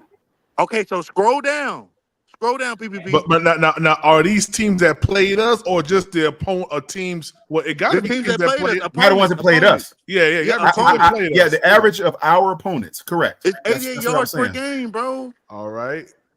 So okay, let me go back here. Okay, I think I see what Stevie is saying. So yeah, what are you talking about? The 88 yards per game is what the opponents ran on us, right? Yeah. But how? But that's an average of all the opponents that played us. That's an average of what all the opponents played us. That's the average. Right, it's an average. That's all I've been saying. I'm just saying it's an average. Gotcha. All I'm saying is just an average. That's all I'm saying, brother. Bro, I just said Luke Kuechly, Thomas Davis, K'Wan Short, and Starlo Toulier was all on the same team, and you telling me they rushed for? Come on, bro. Why you think we went to the Super Bowl? Let me pull up the game log for 2020, the 2015 season. Then yeah, pull up the game log. Let me see. We played the 49ers that year. My bad, Nick. Nah, you got. All right, let me pull that up. Bro just said 2015 team that they ran all over the Panthers. The 2015 team. We were top 5 in Who run said defense. That? Who said that? Top 5 in run defense. I don't know. 3-3-6 Boston. Oh, 3-3-6. Okay. We were top 5. I'm checking the stats. Right. 1 second. And we had players like who? Charles Johnson, K1, and the white boy that came from Minnesota. What was his name? Jared Allen. Jared Allen. The Cowboy. Jared Allen, yes sir. Hall of Famer. Get this back up here. Yeah, we were definitely like top 5 in run defense that year. No, I think us and San Fran were the 2 best run defenses that year. And then we played San Fran. We beat them in San Fran that year, if I ain't mistaken. Yeah, I remember no one was able to run the ball on us that year, bro. We were a great run. Nobody did. When they tried to throw it, it was an interception every time. That's why I said that point Nick made was smart. Super Bowl either. That's for sure. Oh, what I was saying earlier about stopping the run early, right? You got to win the downs early, bro. Win them early. Hey, you got to get them in third and long.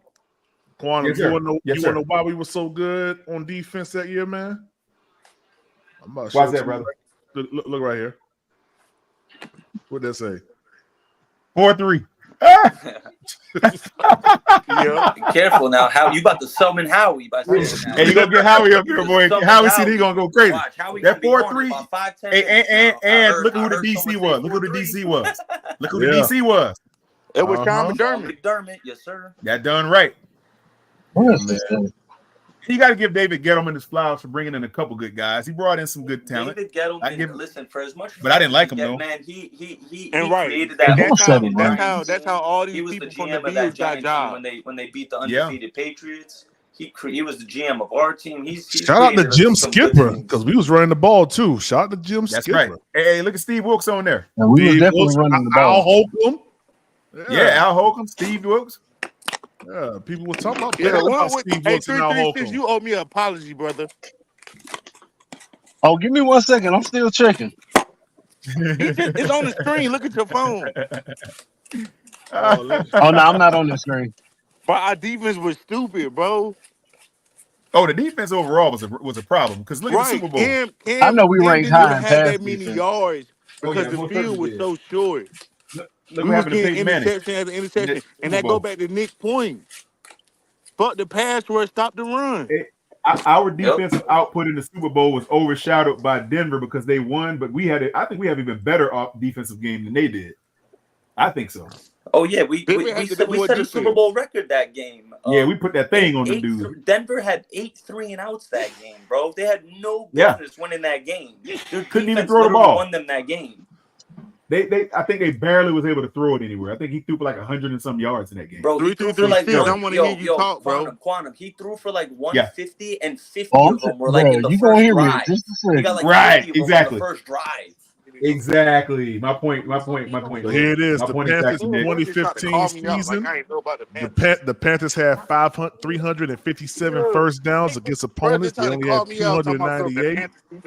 I'm like, nigga, I woke up 3:00 in the morning every year in Korea. When I was in Korea, I woke up 3:00 in the morning every year to know what the fuck, you know what I'm saying, what was going on.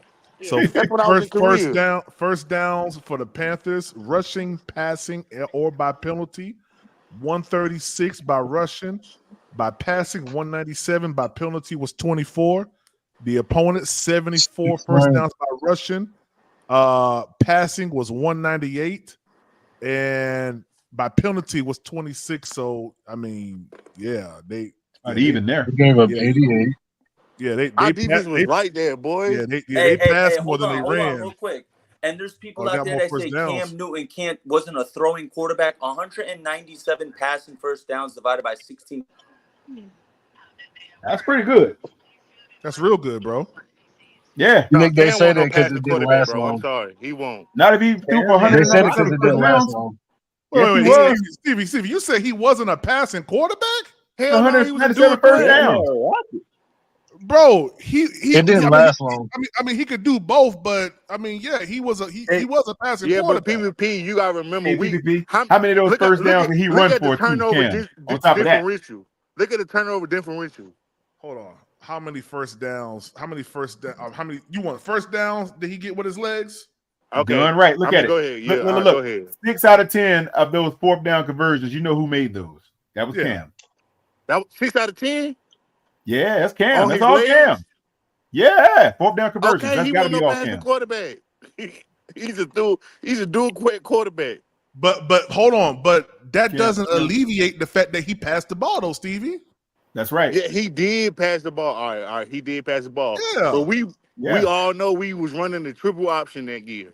I understand That's that, college defense. But dual threat does not alleviate the point of passing, though. That's okay, but he didn't throw for over 3,800 yards, did he? In this season right here, 35 or something like that, was it? 38. Yeah. It won't that much. It was pretty good. It was up there. He threw for a lot of touchdowns. Cam Newton's passer rating was 99.4, bro.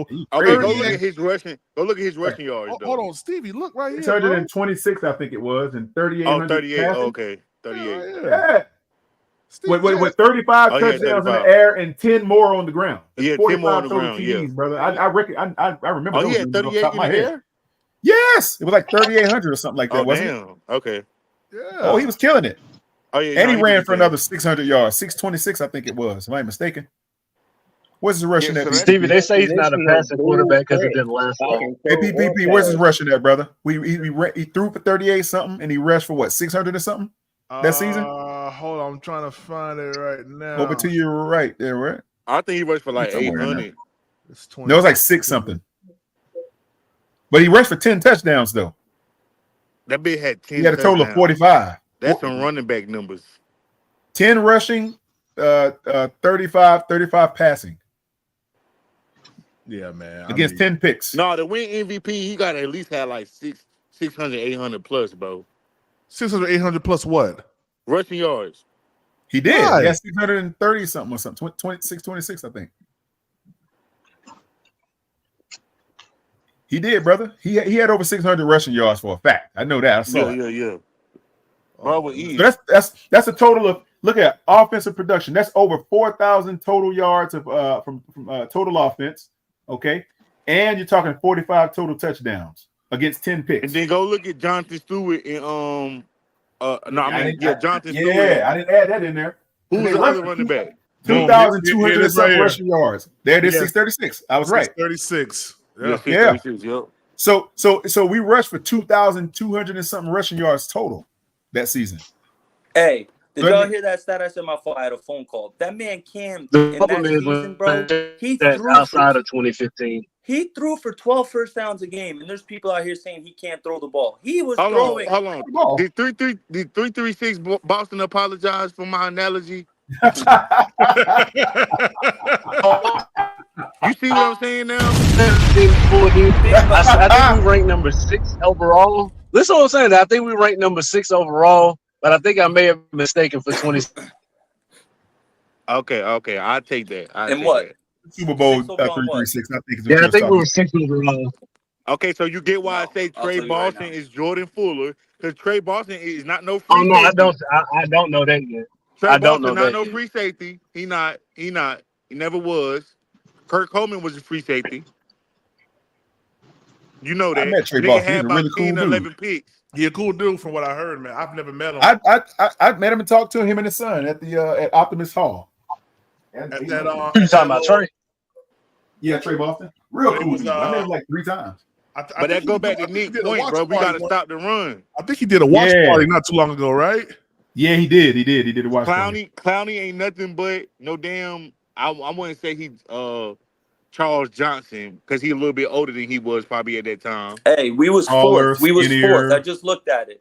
We were fourth. Against the run in 2015. The 3 teams ahead of us were the Broncos. 88 yards per game. 88 yards per game. Broncos 83. Right, the average. 83. Seattle 81. The only defense that was better than us was hold on, Stevie. Nick, what's the teams again? What's the teams again? So we were fourth. We were fourth at 88 yards per game against the run. Denver was third at 86. Denver was 83, third. Jets were also 83, second, and Seattle was number 1 at 81 yards per game. Yeah. Dang, 336. And we were number 1. Brian can throw for 35. Brian throw for 35 yards next year. I might have been thinking 2016, guys. You talking about the year after 336? Because are you gonna apologize? That's the man's question. Bro, you must have missed it. I already said I apologize. He did. He said. He didn't apologize. You said something else. Yeah. I ain't hear that. I heard something else, but wow, y'all really trying to play right now, Quantum? You heard it. I ain't about to apologize. Yeah, he apologized. He apologized. Okay, I ain't got to keep apologizing. He said it. You guys are talking though. He said it. I'm fucking with you. But no, I used to be in the army, bro. In my first year in the army, I was in Korea. So I used to have to watch the game 3:00 in the morning. We 12 hours behind over. We were 12 hours behind. We ain't hear it. We were 12 hours behind. Hey, Stevie, shout out to you, bro. I had formation at like at 6:00 in the morning, watching the game. 3:00 in the morning.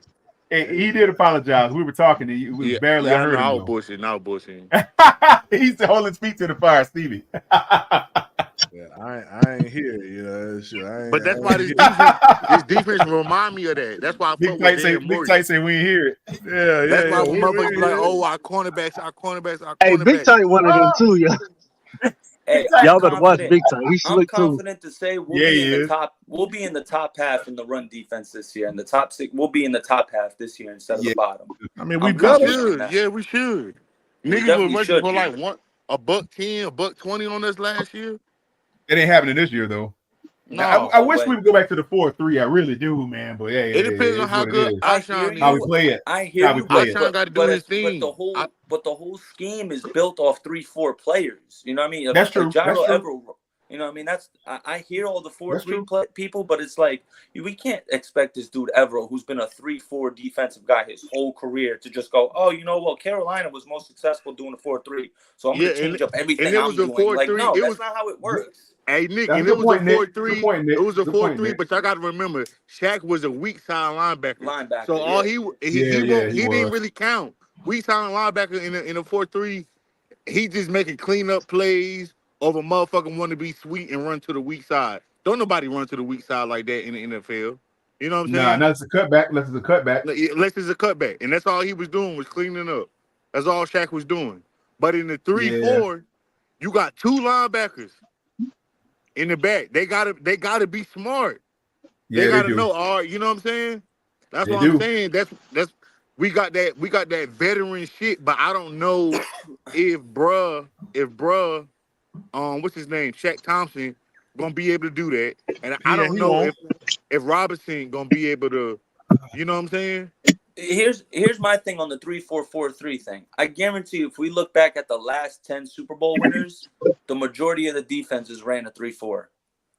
Hell yeah. We got killed by the majority of the defenses who won the Super Bowl in the last 10 years ran a 3-4. The only team that hasn't was the Chiefs. They run a 4-3. That's it. Hey, well, you got Clowney over there on that strong side. Run it over there. He's good at run support. But Nick, they got that nickel package though that they run all the time with that boy that they got from Washington. The nickel, Big nickel. Yeah, not the big nickel. It's your boy Chin. It's one of the BBs that came from Washington. I can't remember his name. They got one of the. We had Chin. No, I'm talking about Kansas City. No, they got McDuffie and Snead. Yeah, McDuffie. That's what it is. McDuffie and they drafted both on of the them, field bro. way more, but McDuffie make plays though. McDuffie, I mean, yo, it's a growing theme in this league, bro. That's OJ McDuffie's son, bro. There's so many of these players that we grew up watching their kids coming into the league and they're elite players off rip. You know what I mean? He's another one. Like, that kid's an elite corner already in the league. Hey Nick. Now if Horn wouldn't have been so hurt, he would have been another one because his dad was a beast as a wide receiver. He would have been another one, man. JC Horn has that respect, like from DJ Khaled people. Stuff. Like I heard NFL Live people, Dan Orlovsky, Mina Kimes, they're talking like, yo, if JC Horn stays healthy, he's one of the best corners in the league, and everyone knows that. It's just all about staying on the Nick field. Orlovsky is a flip flopper now. You got to watch him. Good point, Big Tight.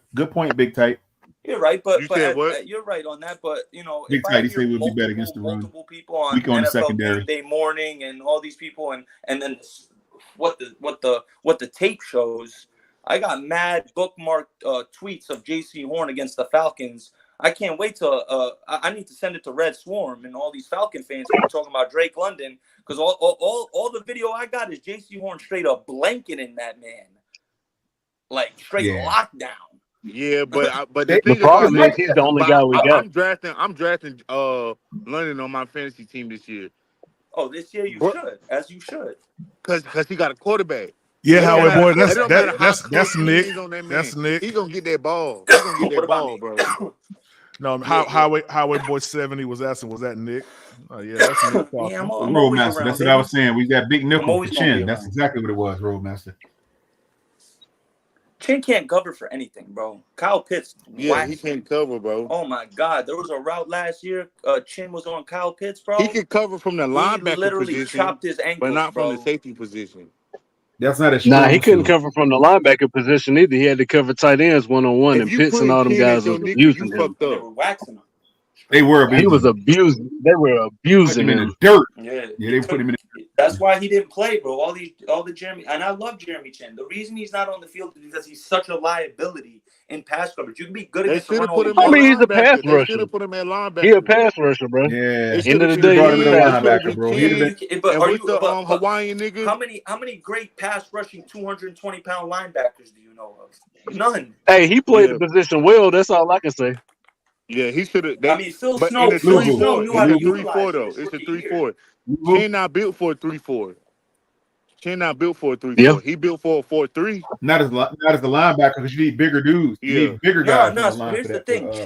Chin came into the league 6'3", 220. I was telling Prime this last year. I was like, yo, all Jeremy. That's still too small. Chin, if I was a coach of him, and obviously who the hell am I? But this is just the idea. Obviously, I would have said put on 10 to 15 pounds, and you're gonna shift to middle linebacker, bro.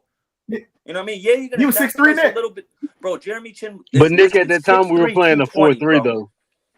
No, we were playing a 4-3 at that time, I'm saying middle linebacker in a 3-4 at 230. You could play that. You could play 230. But we didn't play 3-4 till last year. 220's a little light. No, we talking about Chin played weak side linebacker. Chin played weak side linebacker his rookie year. Nah, Chin was all over the place. Phil Snow knew how to utilize him. He had him playing middle linebacker sometimes. He had him at nickel corner sometimes. Like he knew how to utalize Jeremy Chin. I'll give Phil Snow his credit for that. Yeah, Nick, he was 6'3". But that's why he kept on getting hurt. Bro, though. Jeremy Chin, bro, Quantum. He's 6'3", 6'3". He's I don't know he's 6'3", bro. I didn't know he was that big. You got to be at least 240 to go in with them offensive linemen, bro. Yeah, that's 20 no pounds doubt. You're on the size. Yeah, they're gonna move you around. Hey, and guess who his uncle is? Guess who Jeremy Chin's uncle is? Steve Atwater. I heard this before. Steve Atwater, right? Yeah, I heard that before. Yeah, I heard this before. Yeah, Steve Atwater used to Hey, you talking real shit though, Nick. This the shit I've been trying to tell him. You move. He's right. You move Chin around. That's when he really balls out. Yeah, we're gonna see what he do in Washington with on the Dan Quinn though. Yeah, he's gonna get cooked in pass coverage. Oh, yeah, they got Dan Quinn. That's the DC. Dan Quinn. That's the head coach. That's the head coach. Oh, he's a head coach. Yeah. Oh man. Yeah, and the offensive coordinator is Cliff Kingsbury. Let me see who the. But I know you that. see what Dan Quinn did with Michael Parsons, right? You see what Dan Quinn did with Michael Parsons. He took him from linebacker to defensive end. Yeah. So Dan Quinn know what he's doing. He gonna put him in the right spot. Yeah. Micah, that's a different. He different. Yeah. He could literally play off ball. Michael Parsons could play middle linebacker too. He played some middle linebacker when he was at Penn State too. Like that's how good of a he played he played middle linebacker. He picked on Icky too much last season. He picked on Icky though. I hated that. He picked on Icky, man. Bro, that is what he's gonna be when he retires. He's gonna go down as one of the best defensive players ever when he retires. Yeah, at defensive end, he better not go back to linebacker though. I know that. Here you go right here, guys. Defensive coordinator is Joe Witt. So basically, a Dan Quinn disciple, a Dan Quinn. Oh, that's what that is. Yeah, he's just gonna. Oh yeah, Dan that's Quinn's right. System. Joe Witt commanded to serve in the secondary defensive passing game coordinator for the Dallas Cowboys for the past 3 years. Dan Quinn brought him right along with him. He's just a Dan Quinn, he's just gonna do what Dan Quinn tells him to do defensively. Who's their offensive coordinator? Cliff Kingsbury. That ain't gonna work. That college shit ain't gonna work in the NFL, bro. That's what we said. It's like no good. It's nice in college. It's not going just like Chip Kelly didn't work out in the NFL, bro. It was nice in college, bro. That don't fly in the NFL, bro. Jane Daniels like Commodores. Jane Daniels like that. Hey, that's Nick. That's all Nick. Nick called them the Commodores. Nah, I got that. I got that from the old homie. Oh yeah. Yeah, but hey, I'm not gonna lie, man. When it comes down to this 3-4, I like it. I played it Madden. I don't like it. I don't like it for us because we don't have the type of players I feel that can do that. But maybe we haven't seen it yet. I feel like if Bro can get his quad right, Clowney gonna be all right because we, like Nick said earlier, it's about stopping the run. So the whole front seven, we ain't gonna be about stopping the pass. We're gonna be about putting the offense in a predicament where we know it's a pass. You know what I'm saying? So when they do run, we still got those tackle, man. huh? That's the fact. We still don't have to certify those. I'm gonna keep saying it, fellas. Do not be surprised if you see more Derrick Brown at nose tackle this year. Don't be surprised if you see it. That's all I'm gonna say. I wouldn't put Derrick Brown in nose tackle. Don't be surprised if you see him in there. I'll put him in the 3 technique. Especially if Shy Tuttle is not playing well. That's the problem. Man, I can see that though. Bro, don't be surprised if you see DB at nose tackle a little more often because he did it at Auburn. That's bro. It's a waste though.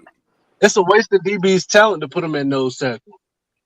I wouldn't say that. I mean, I hear you. No, right. You can use DB. DB a smart player. He know how to use. I hear what you're saying, and you're absolutely ultimate right. run stopper though, you're brother. Not using Stop him on that run, boy. But at the end of the day, what's best for the Panthers? You're not moving that man. What's best for the team? If you're you're best not. player, listen, 3-3-6. This is where this is how I'm gonna break it down to you, right? So it's like you're right, but it's like at the end of the day, for the benefit of the team, who's better to ask than your best defensive player to go somewhere else and still be effective? You know what I mean? Granted, he's not going to be as effective as he would at end, but at least for the benefit of the team, it's filling that hole. Now you could put Nick Thurman out there with Alshon Robinson at yes, sir. He back on the team, and you open it up. Nick Thurman on the team. Yeah, that was That was one of the first things one of the first things Dan Morgan did when he got assigned GM. One of the first things he did was re-sign Nick Thurman. That was one of the first things he did. Real shit. I didn't know he was back on the team because didn't they cut him? No. Nick Thurman got re-signed by Dan Morgan after Scott Fitterer got fired. He re-signed Nick Thurman. He re-signed Tariq Cohen and someone else. I think Troy Hill. Yeah, Troy Hill. That's right. Yeah. I think it was Troy Hill. Yep. Yeah. Nick Thurman is a vital part of this team, bro. If the Panthers want to turn it around, If the Panthers want to turn around ASAP, you know what you do? And I'm about to shift into a whole discussion right now because I know 336 about to come at me. But was Deontay nice? Da da da. Go trade for Brandon Ayuk, bro. Package Jonathan Mingo and Terrace Marshall Nah, Jr. I'm in full agreement. and a third round pick, and the Niners will do that probably. Hell At this no. point. Hell no. Yes, Hell no. yes. They gonna want a second, Nick. I'm not trading Jonathan Even Mingo, if you gotta bro. do the second, bro, Jonathan Mingo like that, bro. I'm sorry. Nah. But Hey, for Nick, Brandon you don't gotta give up Ayuk, that. Give him 2 Mingo seconds. ain't Jonathan Ayuk, Mingo though. will no. Second and a Jonathan Mingo fourth. will Give him never be as good as 2 Brandon seconds in the Ayuk is fourth. right now. Never. Hey, He'll I'm never throwing be as 2 good as seconds in Brandon the Ayuk fourth, is there, right Nick. now. Brandon Ayuk, at the worst case scenario, he getting tagged, bro. I throw in Bryce, and No, he wants they a got to trade, send bro. us They're all. trading him. They It don't matter. back. He's still gonna get tagged. They're gonna trade him, bro. They got way more people to sign. They got way more people to think about. They got Brock Purdy to want to sign. They don't got to They sign just him this signed year, so he getting McCaffrey. tagged this They're year. gonna sign Debo instead of Ayuk. He knows that. That's why he wants to get traded. Yo, if you get Brandon Ayuk and you add him to Deontay Johnson, Adam Thielen, and Xavier Leggett, now you're cooking with some grease at wide receiver. Off rip, you're cooking We with some still need grease now. somebody to I'd throw it rather to. have Miko, bro. I'd rather have Miko. Over Ayuk? Oh, bro. Yeah, I'm not saying over Ayuk, but I'm just saying for what it's gonna cost you, because you're gonna have to throw in some picks too. You're gonna have to throw in some picks. He's not going for a first rounder. If you're telling me if you could trade a 2026 second rounder the next year, not this upcoming year, the following year, Yeah, but second, and if Terrence you got to do Marshall a don't third or a even fourth count this as a year, pick. do it, bro. Hey, y'all, watch this. Look, watch Nick Thurman. Watch Nick Thurman. You see, But nice. Yeah. Watch Nick Thurman. Watch 91. Smooth bomb. Look at Smooth. Yito thinking he did something. Yito thinking he did something. He Watch finna this. shit it up in the San Fran. Watch this. Watch it. Look at Thurman getting to him. Thurman got to him first. Look at him. Thurman got to him first. This was last year. This is last year. This is Green Bay game. Watch it. Look at Thurman. Well, I thought it was a defensive lineman we cut that we should never cut last year. You probably talking about Bravion Roy? McCall. No, hell that no. was our nose tackle. Not him. Watch it was this. another. That was our nose tackle, bro. Watch this. Nick Thurman's the reason why them boys got only 3 points on this drive. He was in the back now. He was in the backfield, man. Yeah, look at him. Taking on 2-3. Look at that. Yeah. So for me, hey, it ain't no questions. Nick Thurman, man, listen. Nick Thurman is needed on this team, bro. He's needed on this team. He's gonna get his reps this year. If they cut Nick Thurman, boy, I swear, man, y'all gonna hear me talk some trash. I ain't gonna lie to you. I like Ashon, but I don't know. Ashon not really that good at the double team. He get washed down. Who? Robinson, Ashon Robinson. Ashon Robinson? Ashon. I'll call him that bitch Ashon. I mean, I'm calling him Ashon. It's cool, man. You done said it now, My man. bad. It's cool. Thank you, Stink. Go get mommy. Go get mommy. Yeah, nah, that's all good. Yeah, we Chaseon hurt, ain't he? Who? What's his name? Chaseon? Oh, Caleb Chase? No, he ain't hurt. He working by himself because he got something to prove this year. Ooh, look at that ball by Bryce. Roadmaster, look at this. Now look, Roadmaster, what's something that you see that Roadmaster? Look at this. Look at the pocket. Look at the backs of our defenders. Get him, Icky. Get him, Icky. You see that, right, Icky? Get him, Icky. Yeah. Who's this? Is that Tommy Tremble right there holding the block? Who's that? Is that Tommy Tremble? Yeah, that's 82. Yeah, that's Tommy Tremble. Icky ain't blocking nobody right there. Look at that pass. Let me grab my iPad because I can't see the I can't see the screen while I'm in the live stream. Okay, yeah. I don't know why. You see, I can't see the screen in the live stream. I can't see the screen in the live stream. He got a flip phone. I can see the chat, but I can't see the screen. Oh, well, my brother, you get you another phone, my brother. All right, Roadmaster, I can't see it. Look at this play now. Look at this play right here. Can you see it? Hold on. Give me trips. Got trips over here. Give me about 5 seconds. Give me 5 seconds. 1, 2, 3, 4, 5. You still need more time, my brother? What we looking at, PvP? You still need more. You still need more time, Roadmaster. I had to wait on the ad. I'm about to say that means you lied. Okay, you ready? Okay, let's go. Now what? Now, look at this play. It looks like they just gonna send 3, right? Just like 3, right? Let's just watch this. I see a 3 bunch. Okay. You go. Okay, so they sent 3. All right. Bryce Young had enough time to get the ball out. Look at the throw. And he fucked it up, didn't he? No, sir. Hey, look at the catch. Shout out DJ Chark, man. Yeah, DJ Chark, yeah. Yeah, because he dropped too many face ass nigga. Y'all gonna stop doing Chark like that. Yeah, Chark gonna go to they gonna put his ass on the bench. And Chark finna ball out over there. Hey, look at this now. They're only rushing 3. That means they have how many in coverage? And Bryce is tearing them up. But shit, he threw that ball out of bounds, didn't he? No, he did not throw the ball. Bro, what are you looking at? You watching? No, that was a catch. It was a catch, bro. Stop playing. See, that's what I'm saying, Roadmaster. See, you disingenuous. Hey, Prime, you see what happens when you put it to the sideline, you lead your guy, though? He get to put his toes down over there. 336 Boston. We ain't going back down that same. Hey, I'm just saying, man. I'm just saying, bro. Lead him to the side. Look at that. To the sideline, right? Toes down. Look at that. Roadmaster, here go the other side right here for you so you can see it. Great pass by Bryce. Y'all say Bryce can't throw to the sideline, though. Okay. One down throw. I told him, PPP. I said it. He can't throw it. Yeah.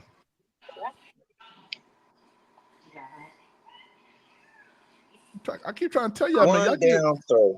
It ain't one throw, bro. Oh my God. Bro scored 30 points that game. They only rushing 3. Hold on. Listen. Hold on. Roadmaster, let me ask you a question. If they're rushing 3, how many people's in coverage? 9. 8. Wait. 8, 9, 10, 11. No, 8.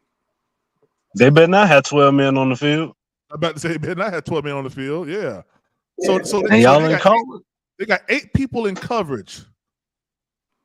And Bryce Young is hitting these boys, right? Hello, Roadmaster.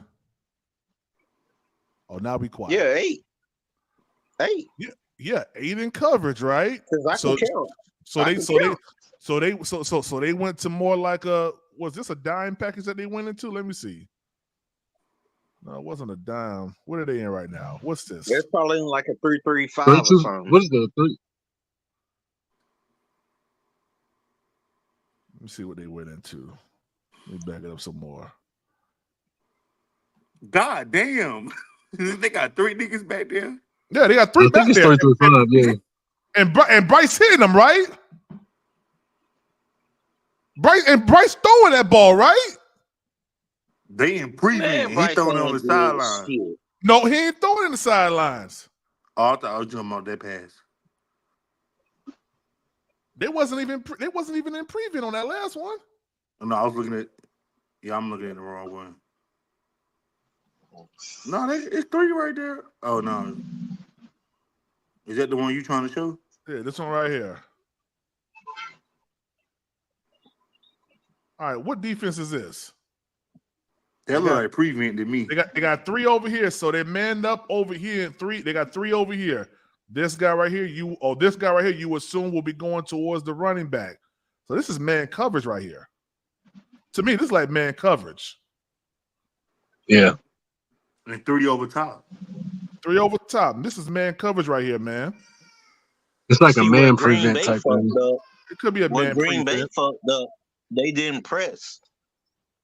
What you mean they didn't press? What? How much closer you want them to be? I mean, how much Close enough to jam?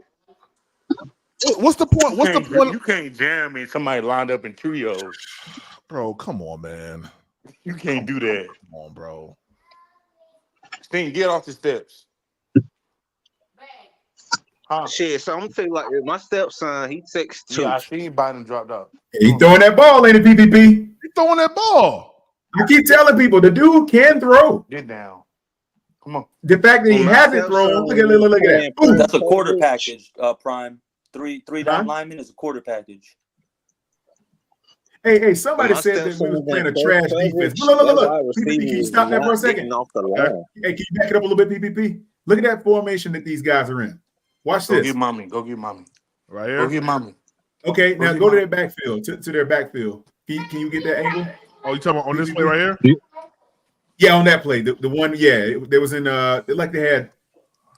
All right, right here. Right there. Boom. That's not a single high safety. Yes, correct. No, they're not. They're not a single. That's not a single high safety. That's 3 down linemen, 1 linebacker, and 7 DBs on the field. And 7 DBs. It's a dime package. Look. That's not a dime. It's not a single. It's that a dime. What? A dime is 4 down. No, Nick is right. It's a quarter. And 6 DBs. It's a quarter. A dime okay, is so 4 the down. dime is 6, 1 right? linebacker, 6 DBs. 6 DBs. Okay, how many yeah, DBs that's we a got dime. right No. Hold on, I'm breaking that down for homie. A dime package is 4 down linemen, 1 linebacker, 6 DBs. A quarter 6 DBs. A quarter package, which this is 3 down linemen, 1 linebacker, and 7 DBs. And 70. Okay, so it's a quarter. Okay, so look, but it's not a single high safety though. That's my point. No, there's 3 back there. That's what I'm saying. And look what he was. Look at the pass he was able to complete on that. Watch. That's man coverage all along. Yeah, that's a perfect throw. And he threaded it. Literally man a perfect coverage throw. all along, bro. That's literally a perfect throw. Exactly. So the people that say he can't throw, and look at that. He threaded it right between these 2 dudes. Look at that. Right there. Bing. Bam. Prime, you know which throw I want you to go through. That ceiling throw in the Dolphins. That quantum one, that was his best throw of the season. That was his best throw of the season. And which one? The Thielen throw in Miami. The first catch Thielen Oh, caught. yeah, that crossing route. All right. Hey, Quantum, if that DB get his head turned around, that's a pick now. That's what I will say. But it was a good throw. He threw it over his head. He would have made at least he threw it over his head. If you didn't hear what I said, Stevie, if the DB gets his head turned around, that's a pick. Well, he wasn't looking into this. Well, I mean, that's the majority. That's the majority. I said if, but that's why I said it was a good throw, y'all. Yeah, if Asante Samuel caught that interception, the Patriots would have went undefeated in 07. Hey, 336. Hey, the fact that he knew to get that ball in there before he turned his head around. Exactly. That's what I was going after right there. He threw that. Yeah, he got to get his head around. That was CJ Henderson playing defense right there. Listen, here's a question though, guys. I want to ask y'all this. I like that. Where was this confidence that he had? He clearly had confidence to throw this ball this game, right? I wonder where was it the rest of the other games after that? But that was the point. Well, hold on. Quantum. Let me answer that, Quantum. Go ahead, that is a great throw. But any quarterback, no matter if he's a rookie, if he's coming out and he sees 3 down linemen and he has his 5 offensive linemen with Chuba back there able to chip on Preston Smith, who's right over there. Because I know the Packers well. My brother's a Packers fan. That guy on the far right, that's Preston Smith. In the middle's Kenny Clark, and that's Rashawn Gary over there. So now, if you let it run real quick, Prime, let's see what the protection's like. They probably double Rashawn Gary. You know what I'm saying? But let me ask you something. Let me skip the left guard fly, bro. But he had perfect time. Look, okay, first off, 68 is trash. Let's go back to that. Trash. Let's watch 68 real quick. Hold on. This is what Bryce has to work with that offensive line. Highlight number 68 real quick for everyone. Prime. 68, left guard. How you do that? Right there. Let's watch him real quick. Let's watch him real quick. Let's see what Bryce had to deal with. What am I doing? What am I doing? Bro, what are you doing? What am I doing? Hey, he didn't have nobody in front of him. He didn't know what to do. But if you ask a lot of these Bryce haters who like the shit, like that's what he had to deal with that offensive line. Now, Nick, we all know Cade Mays is trash. Now we got to be real here. Everybody has said Cade Mays is trash. Yeah, Throckmorton too, and Nash Jensen, and all of them dudes. The guard play was terrible. We already agreed to that. We had like 9 different starting offensive lines. Hey Nick, check it out. The fact that he was able to confidently throw the ball on that quarter defense, right? We only got 3 down linemen in front of you, and he's throwing in traffic, right or wrong? Is he not throwing in traffic if he's throwing against a quarter? I mean, that throw right there, he was wide open. The one where Cade Mays was wondering what's going on. But he got lucky there. Icky held it going on Rashawn Gary. But what I'm saying is he's not throwing against a crowded box. He's not throwing against an 8-9 man box. Yeah, no. So he was confident enough to throw the ball through those tight windows and create those passing lanes. He can easily do that. We saw he did it. It's not that he can't do it. Bryce just needs a little more time. I'm not saying he's the greatest thing in the world, but it's a learning experience, bro. More time than not. It was just a hope. Hold on. Let me rephrase that. Let's hope it's a learning experience, right? Because all Panther fans need and want is for last year to just be in the past and you learned from it and you got better from it. I think that's all something we all on this panel could agree on. What happened last year is what happened, dog. You feel me? It's about learning from it and not making those same mistakes and getting better. If that's going to be better, no question. Yeah, that's all. That's all we could ask for. I don't see how it is better. And I'm not saying Bryce is never going to be that 445. What's he going to do against an 8-man ever, bro? Because he's just not built like that. But bro, hold on, wait. Stop the hypotheticals, top man. What he gonna do against an 8-man box? Hypotheticals is all about what do you mean by that? An 8-man box and who? Okay, 8-man box. Oh. Who's the other personnel grouping? That's all they're gonna show him starting off is an 8-man box and go high. Who's the person he can be? Okay, bro. Who's the personnel grouping on the Panthers? I think they're gonna do the opposite with Bryce. They're gonna send Heat early and make him make complete passes. Hold on. Wait. Who's the personnel grouping on the offense? Oh my God. We got a dope offensive Roadmaster. Who's the personnel grouping on the offense? Hello? We got a dope offense except for Bryce. Man. Y'all gotta just stop saying stuff, because they're gonna put 8 in the box until Bryce can prove he can do it. And who's the personnel grouping that's on the offense, bro? You just keep saying 8-man box. Who do we have on offense in that set when you're talking about 8-man box? It look like 4 So receivers. We got I mean, of course, Nugget. And then we got Dropsy on the other side. Oh boy. Why are you calling him Dropsy, bro? That's 2020, bro. Why you in my smoky voice? Why you bringing up old stuff? That's what I'm saying, man. Roadmaster, you got to stop this, man. Hey, shout out to you, Turner 252, man. He said, "Let me find out y'all can count. Y'all can count. Get the flashcards." He talked about we was counting how many. Right. I got some in the house right now. Hold on. Yeah, nah. But you got to stop that, Roadmaster, because here's the thing about it, man. You're making up hypothetical what ifs. Okay, you could do the same thing if they throw an 8-man box. We got Deontay Johnson, we got Adam Thielen, we got Amir Smith-Marset, Leggett. Got it. Right, throw a try against it. We got more playmakers than what we had last year. So why you keep bringing up? They have an 8-man box. Okay, they got an 8-man box. We got people that can beat the 8-man box. Exactly, Prime. That's what I want to piggyback. We have guys. They gonna drop. They gonna win their routes. They can drop whoever they want to drop, bro. We got weapons now, man.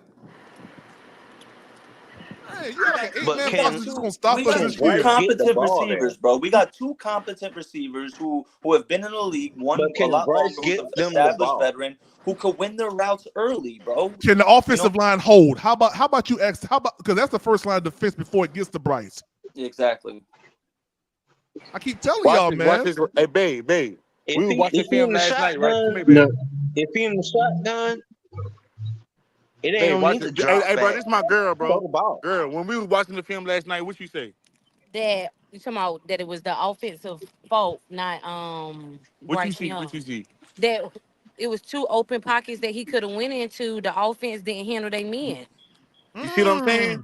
Hold on. Say that one more time. Say that. Hey, Stevie, give her the phone. Let her talk. Say that one more time. Yeah. So the offense didn't handle their men. Bryce Young had 2 areas that he could have pass to get through. Come on, the RPO. Yeah. Come on, the RPO. Yeah, the offense didn't handle their men. It was more than enough space for him to go through either one for it to be a successful play. But what happened? I'm gonna just call you The Steve. offense didn't I'm gonna block just him call you right. They didn't Steve block Bull. him, no. But I just dropped the Shout out bomb to for your you. mama. That's facts. That's all facts, man. And that's what you saw the whole entire season, almost, man. That's what we were saying. That's what she kept on saying. She said, "Damn, it was two tight ends lined up to the right side. It was 8 people blocking, bro. That nigga still got sacked." She said, "How?" I said, "I don't. You know, I ain't know what to say. They Now, not blocking. Like, while I agree with y'all that a lot of the times the offensive line was terrible, So can he y'all running honestly for say there sacks. weren't plays where the line held up and that Bryce didn't make plays? Is that fair to say? stop. It's When he fair. ran out of the pocket Yeah, it was. unnecessarily. Yeah, it was 3-3-6. It's The fair to ones say, he calls. it's fair to say, but it's also as fair to say that the offensive scheme was trash as well. Right, but come Oh on, you man, got Yeah, 8 come on people now. blocking. Now, You Prime, got 8 people You see, blocking. I knew you was gonna do that 3-3-6 because you never is want to I give mean it's Frank just Wright. honesty though. Oh, wait. You We can't never say want to on give every Frank. end. Wait a second. You never want to say Frank Wright's playbook was trash. You never want to say that, but you always want us to agree with you, man. I agree with y'all with that, but can y'all not say that when Bryce Young has time in the pocket, he made a bad decision? Well, can you not also say that the playbook was trash as well? It was, I've man. already You agreed can't that there deny were that. several play calls that was trash. Hey, 3336. I want you to look up this on YouTube. It's called the QB playbook School. was schemed Look up QB around School on Bryce. YouTube, You've and then already go to seen his this guy. channel, He's been out for a hit while. playlist, That dude is hit old. play, hit playlist, and type on Bryce Young. He got about Yeah. I've already seen him. I 10 seen his games. breakdown of Bryce Young before he even got here. No, I'm talking about when he was in the NFL. I've seen the QB school. I've seen all the breakdowns. Matter of fact, Prom did hours of breakdowns. All the podcasters has done hours and hours of film breakdown. It's not Oh, the just QB QB school. School?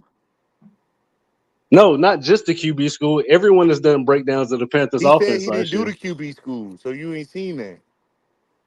You're not listening. I I've bet he seen got the a QB whole school. different I've seen playbook everything that he has to for a say real about Carolina. quarterback. I've also watched hours of podcast breakdowns. And you still say that the offensive scheme was good. When did I say that the offensive scheme was good? Well, I'm asking, is that what you saying? I'm not saying that. I'm saying that there were several play calls that were made that were actually decent plays. There were guys running open and Bryce missed guys.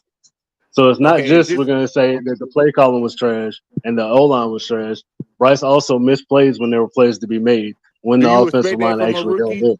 Do you expect that from a rookie? I expect For him him to to hit open guys when the offensive okay. line is holding up. Yes, especially for a first Okay. overall pick. Do you expect him to hit every Do guy? you not? So you see what you're doing. You're trying to put it off on a rookie to not make plays when there are plays to He be is a made. rookie though. But listen to what I'm saying though. This is what I'm saying. Now you're gonna say you can easily say that the O line was trash. You can easily say that the playbook was trash. But when it comes down to the quarterback actually making open plays, easy plays that he should be able to read, now it's everything else but him missing plays. You can No, I'm not say saying I'm all of not. the other things are What true, I'm but you saying can is also say that's that a going to quarterback, happen. rookie or What I'm not, saying is should be able what to I'm saying make is that's certain going to plays. happen with a It's rookie not hard to say. quarterback. That's what I'm saying. I'm saying that's going to happen. Sting, go get mommy. Go get mommy. Loud as hell. Go get mommy. Hey, Nick.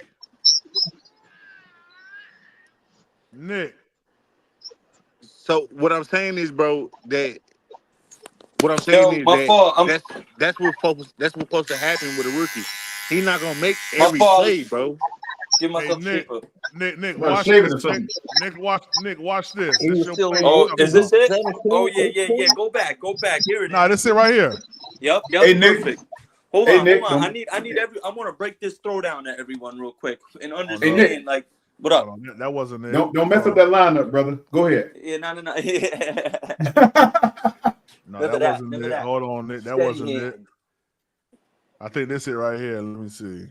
I think this is it. Yep. No, that ain't It's, it. Go get mommy. Go get mommy. It's actually further back. Go get mommy. Is it the first drive or the Okay. second drive? I think it was the second drive. All right, this is the second drive. It might have already happened. Yeah, I think it has because we already on the 20. Yeah, it was around like R40, maybe midfield. Hey, Tight, you should pull up, brother. Tight, dropping this stuff. Pull up, Tight. It could have been the third drive too, Prime. Low key.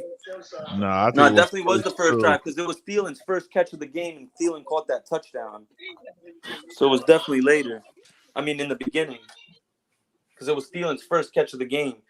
You can't pull up Adam Thielen like YouTube highlights, right? Nah, I can't. Yeah, okay. Nah. Okay. So it might be the next drive, Prime. Yeah. Yeah, them boys will flag me so quick. You guys don't realize sometimes after I get off a live, I get an email saying your video cannot be monetized, and I got to go back in and re-edit the whole video, man. Oh man. Yeah. Yeah, YouTube funny. Yeah, YouTube real funny, man. 336 They are. Wow. Let me see if I can find this play. I know it's coming up. This is right here, I think. This is it. Here you go. That was it. Yep. The coverage, I'm going to break down a couple things right here. That is such a crazy throw. Wait till y'all see this angle. Look at this angle. The anticipation, the being able to see it right. Okay, watch the two middle linebackers right here. This is a slot cross in cover 2. Look at the anticipation in between those. Come on, man. That's beautiful throw, man. I'm telling y'all, man. Run that back. Listen, Run that back. If he executes the vast majority of this underneath stuff. Hey, Nick, let me ask you a question. Come on. Would you say that the majority of our plays for Bryce to enhance or enlighten his strengths, right, are going to come between 12 to 15 yards, right? Yes. That's what I'm saying. You throw enough of those, man. Look at that right there. Look, that's big. Who's this that got beat? Who's this? Who's 76? Yeah. That's the other thing I want to break up. Watch Jalen Phillips. The second Jalen Phillips engages with him, he blows right by him. Look, he blows right by him. Oh my God. The second he engages with him, run that back. Hold on. I'm gonna tell you when to pause it, Prime. I'm gonna tell you when to pause it. Pause it right here. Okay. What are you looking at right now? Is Thielen open? Nowhere near. Nope. Okay. And look, 76, I think that's Throckmorton. He gets immediately beaten. The second Jalen Phillips engages, he beats him. So Bryce is also anticipating that he's going to have good pass protection right here. Is Bryce, is Bryce, in y'all opinion, looking at Adam Thielen right now? No, because look at his helmet. He's not looking at Thielen, bro. Look at his head. He's waiting on him to cross. He's waiting on him to cross. Toward the right side of the field. This is yet another show. Example. Thank you. Example that he's not want to read quarterback. Okay, that's what I'm saying. He's waiting on. Now zoom back out, Brian. Zoom back out. Is Adam Thielen open right now? No, he's not. So everyone talking about the throwing people open. You know what Bryce Young knows right now? When the second he looks back, he knows Thielen's going to be right where the Dolphins logo is, and he zings it on the money in between two middle linebackers in cover 2. Stop playing with me. Now, Nick, what I will say under pressure, Nick. Under pressure, look. He's throwing the ball right there. Yep. Adam Thielen is still covered. He's running behind the exactly. He's still that's covered. Throwing him open. That's throwing him open. Exactly. That's throwing him open. Hey, you cannot deny the guy can't do it. Listen. When you slow it down and you do it like this, that makes a lot of people get quiet. Because when you play it fast, it just looks like just a regular old play. Throw the thunder. Nah. You know what I'm saying? We make them get what, PvP? Huh? Make them get what? Make them get quiet? Quiet. Hey, no, that shit no. What?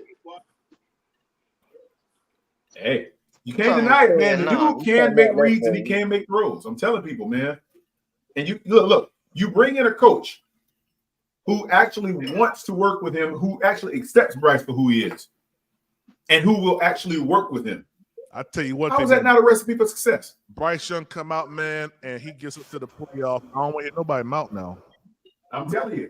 I don't want to hear nobody. Oh no, credit going where it's due. We need him to be what he's going to be. We need it. And they talking about some Chuba Hubbard. Credit's going where it's due. Facts. Bryce come out here and get us to the playoffs, man. Listen, man. I know it. I'm gonna say, hey, man. The but problem in the same was token, he did this less times than expected. Is what all I'm saying. well, yeah, I mean, So we can't go through film and pick out individual players that we remember, but if you look at the totality, it's a little bit different. Well, listen, we can do that though. Like we can look at, okay, boom, is that Bryce Young's fault? And you were fair, and that's the thing, Prom. I give you credit because you were fair in your breakdowns on him when he wasn't doing what he was supposed to be doing. You pointed it out. Oh yeah, you got to. He was. You got to, man. That's the only way that you could be, you can have a real true assessment, an opinion on it. But there were multiple occasions where Bryce held on to the ball too long.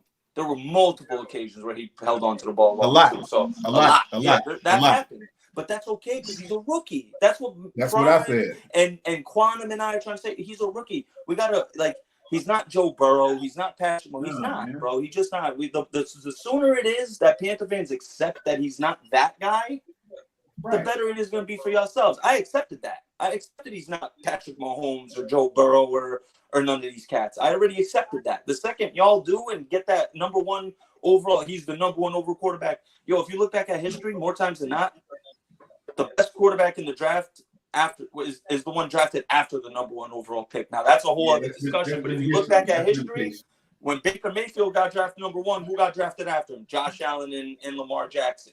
When there's so many other examples, bro. It's a lot. Who else, bro? Hey, yeah, Nick, there's been a few. Alex Smith, Aaron Rodgers. There's a few examples. Yeah. You ready to let Bryce go? Heck no. You said what, bro? You ready to let Bryce go?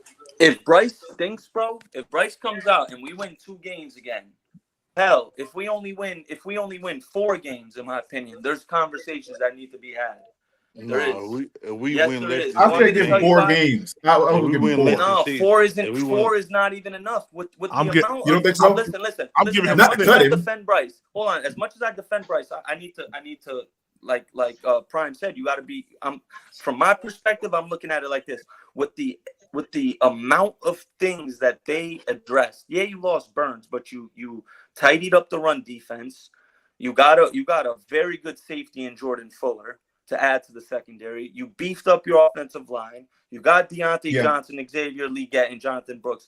For a +2 win difference isn't good enough for me, bro. If we go 6-11 and out of those 11 losses, only 3 of them we get blown out, I'll take that because I know it's at least the arrow's pointing up at that point. You know what I mean? It's not going to happen right away. But, I love to bring up this stat, and I'm going to keep bringing it up, bro. Out of the last 20 seasons, 19 times a team went from worst to first in their division the next season.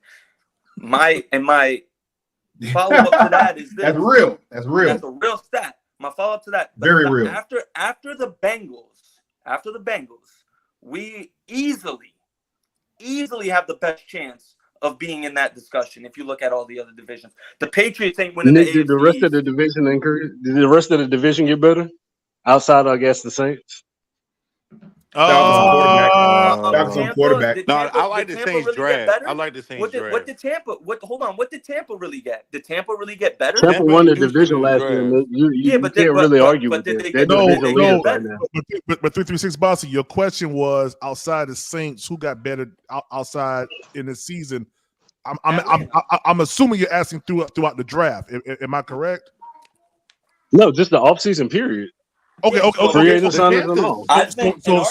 playoffs don't matter. So just free season acquisition and off-season stuff. I think the only team that's really done. I'm gonna be honest with you, and I'm not trying to be biased. I ain't trying to be biased. I think the Panthers had the best off-season. I ain't gonna lie to you. I agree. But we had the most to improve, don't you say? Wouldn't you say we had the most to improve, though? I mean, the most improved is also including the best. Well, I'm not saying that we didn't have the best offseason. I'm saying we had the most to improve on as a team. Yeah, but so I would assume that we would have the best offseason because we had the most to get. Okay, I guess. I mean, you could say that. That's cool. I mean, you know what's crazy? Cool. We were only 1 game removed from the playoffs the season before. Yeah, because of bad right? corner play. Because of correct. So in essence, when we dumped off DJ Moore to go grab Bryce and a couple other pieces, we shouldn't have been so far removed from being close to being able to contend for it. I mean, you would think. That's what you would think, yeah.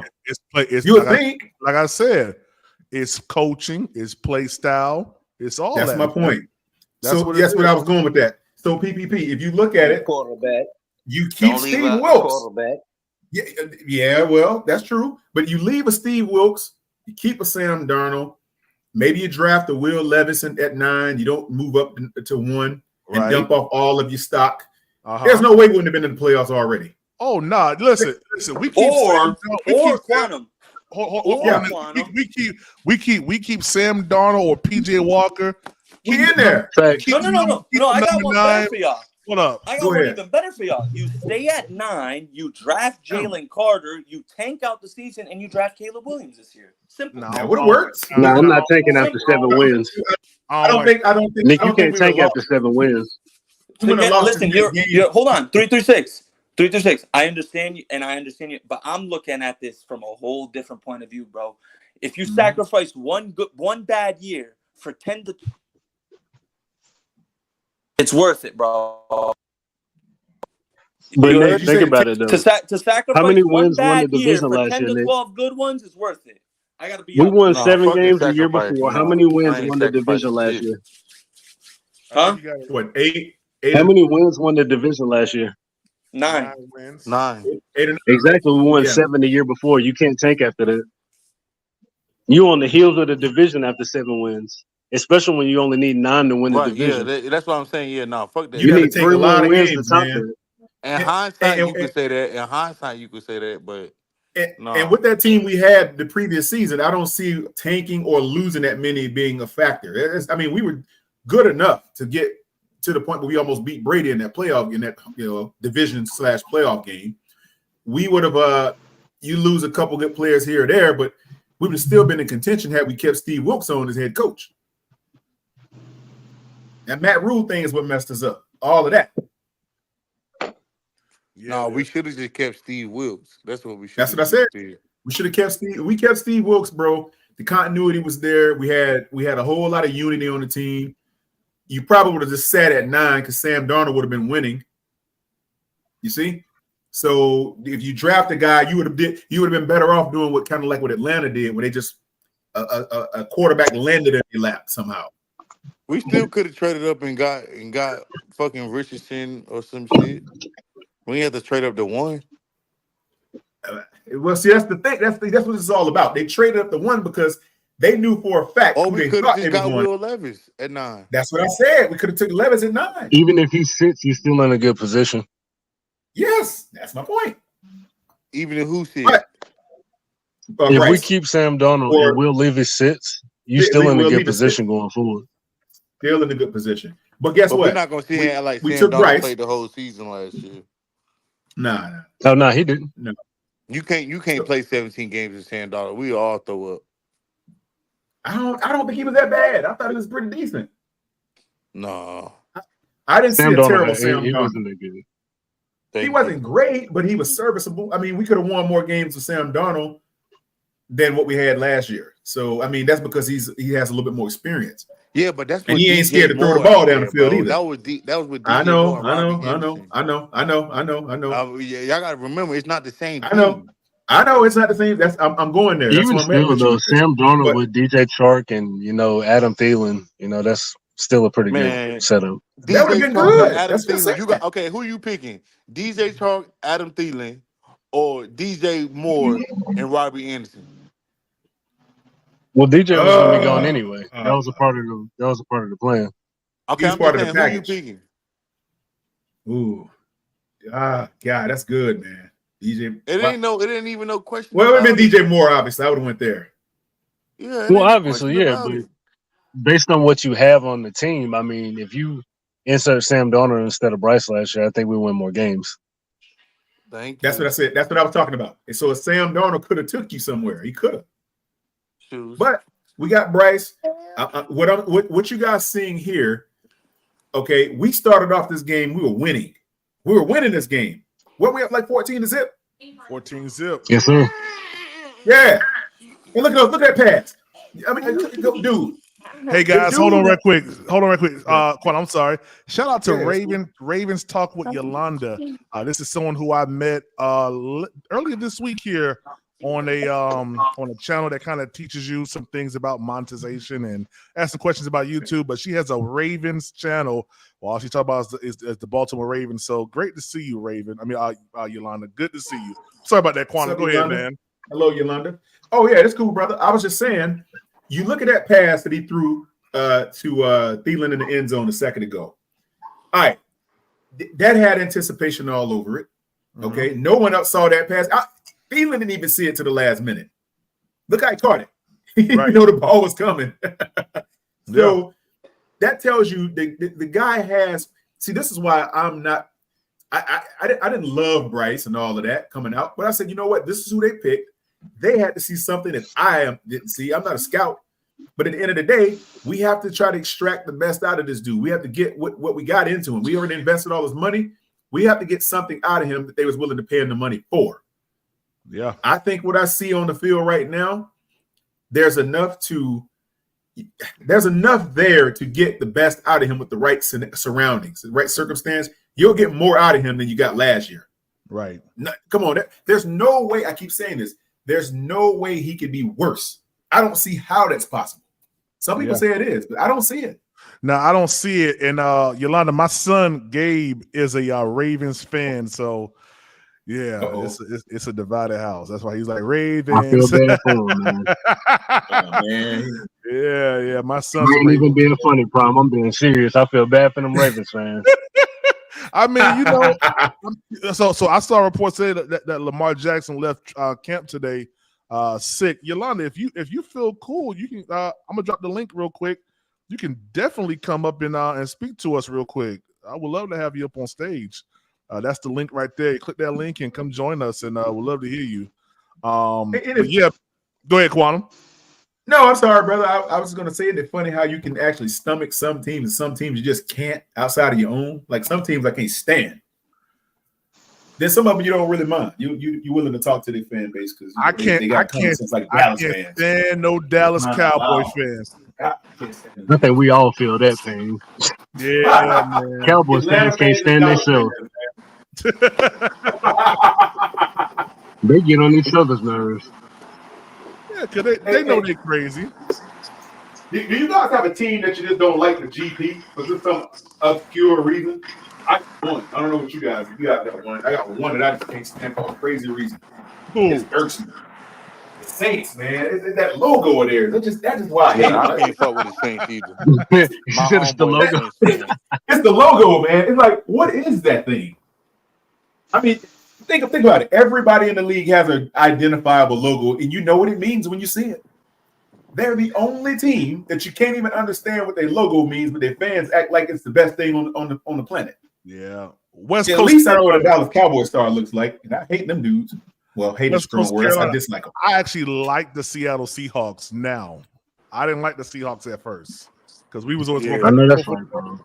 Yeah, but we had a plan like every year. Every year, bro. Every year. There's a reason. Yeah, it was like they was a part of the division. Every time. I didn't like no team. I didn't like no team back in the day that had a dual threat quarterback. I ain't like the Commanders. I ain't like none of them. If you had a dual threat quarterback when we had Cam, I ain't fucking with you. I'm telling you, man. Hey, y'all remember when we had to play Vic there? I hated the Falcons then, man. It was so hard to watch those games when we had to play against Vic, man. It was terrible. Yeah, I can't stand the old Falcons team, man. Man. Listen, man, when we played the Falcons last season, my son was there. Man, them Falcons fans was going crazy in there, man. The Falcon bird flying out the ceiling and stuff. It was pandemonium in that stadium, man. It was crazy. Yeah, Freddie crazy. Yeah. What's his Freddie? That's what they call him? Yeah, I think it's Freddie. Freddie. Yeah, Freddie the Falcon. That's stupid. Yeah, seriously. That dude come from the ceiling upside down. Y'all be careful. Red Swarm probably listening. Hey, Red, Red always be looking. His old looking. Yeah, Red gonna pop up on the play. Yeah, Red posted a comment in the comment section talking about, we're gonna sweep y'all. I knew it. Yeah. Red said, I heard y'all mention the Falcons. Yeah. And you're gonna pop right up like Candyman. Somebody call. Yeah, that's it all day, man. That's right. It. Oh, here go Yolanda. Hey, Miss Yolanda, how you doing? Good evening, gentlemen. How is everyone tonight? Oh man, hello, Yolanda. How are you? Can y'all hear me good? Can y'all hear me good? Testing 1, 2, 3. Is this thing on?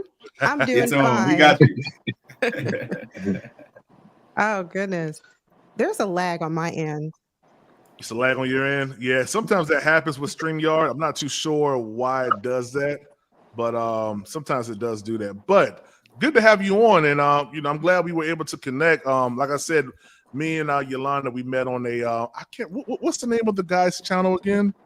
The name of the channel is Kirk Nugent, Nugent, and he is amazing if you are a content creator and you are looking to boost your channel and you just have questions about gear, going live, just increasing your, having a broader reach, deeper connection with your audience. Kirk Nugent is the way to go. Absolutely. All right. Some pretty good information there. Gave me some pointers about Panthers Prime podcast that I definitely will be implementing, and good. So, question, Yolanda, we're football buddies right now because we don't play the Ravens this year. So that's right. Unlike our counterparts, the Bucks, they play them. But where do you see the strengths and the weaknesses at with the Ravens this season? And just kind of give us your overall forecast for what you think you guys are going to do this season. Oh, mercy. Okay, so yeah, I'll put you on the hot seat. That's okay. I don't mind. I don't mind at all. I'm a realist, right? So I am not one that just goes out there and says, "Oh, the Ravens are going to win it all." I do believe we are going to win it all, but I say that because we've addressed several needs this offseason that I thought were really, really important. Primarily, my concern was offensive line, and it's and to a lesser degree, it kind of, sort of, in an unconventional kind of sort of way, still is, because we have a lot of unproven talent, right? So I need to see if those offensive linemen can shed blocks. I need to see if they can, I want to see if the defensive linemen can, hold up, because we paid Broderick Washington a year ago, and I didn't see the level of contribution that I wanted to see in him. So I'm looking for the offensive line to hold up. I'm looking for the D line to hold up, because for me, a win in football begins in the trenches. And if it doesn't matter how great your talent is behind that O line and behind that D line, if they are not intact and they are not solid, ready to go, then you've got some problems. But I think that we solidified a few major points on our offensive line. We also, as you all know, we added Derrick Henry in the backfield. That's going to be phenomenal for us, because you have a dual threat. I look to the Panthers, right? And I think of Cam Newton. I mean, that's what everybody thinks of, I would think, when you say, where is the marker, right? Where is the actual marker for elite quarterback? You look at Cam Newton, and the likes. And when I see the talent that I have at my quarterback, which is very similar to what you had in yours, it's amazing. But I say again, your quarterback, your backfield, your running backs, all of your offensive weapons are only as good as your offensive line will hold up. So that's what I'm looking for this year. Ceiling for us, to me, it needs to be the Super Bowl. Floor, absolute bottom. It was an embarrassment. I'll call it out. It was an absolute embarrassment last year in the AFC Championship. That was our game to have. That should have been us, because we were the better team. We deviated from our identity. We abandoned the run game for no good reason.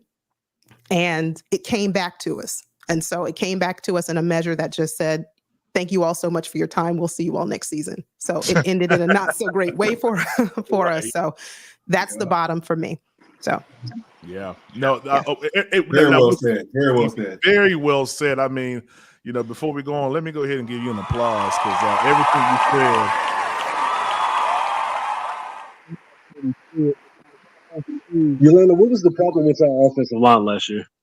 Well, I'm sorry. What was the question? Well, hold on real quick. What was the issue? Go ahead.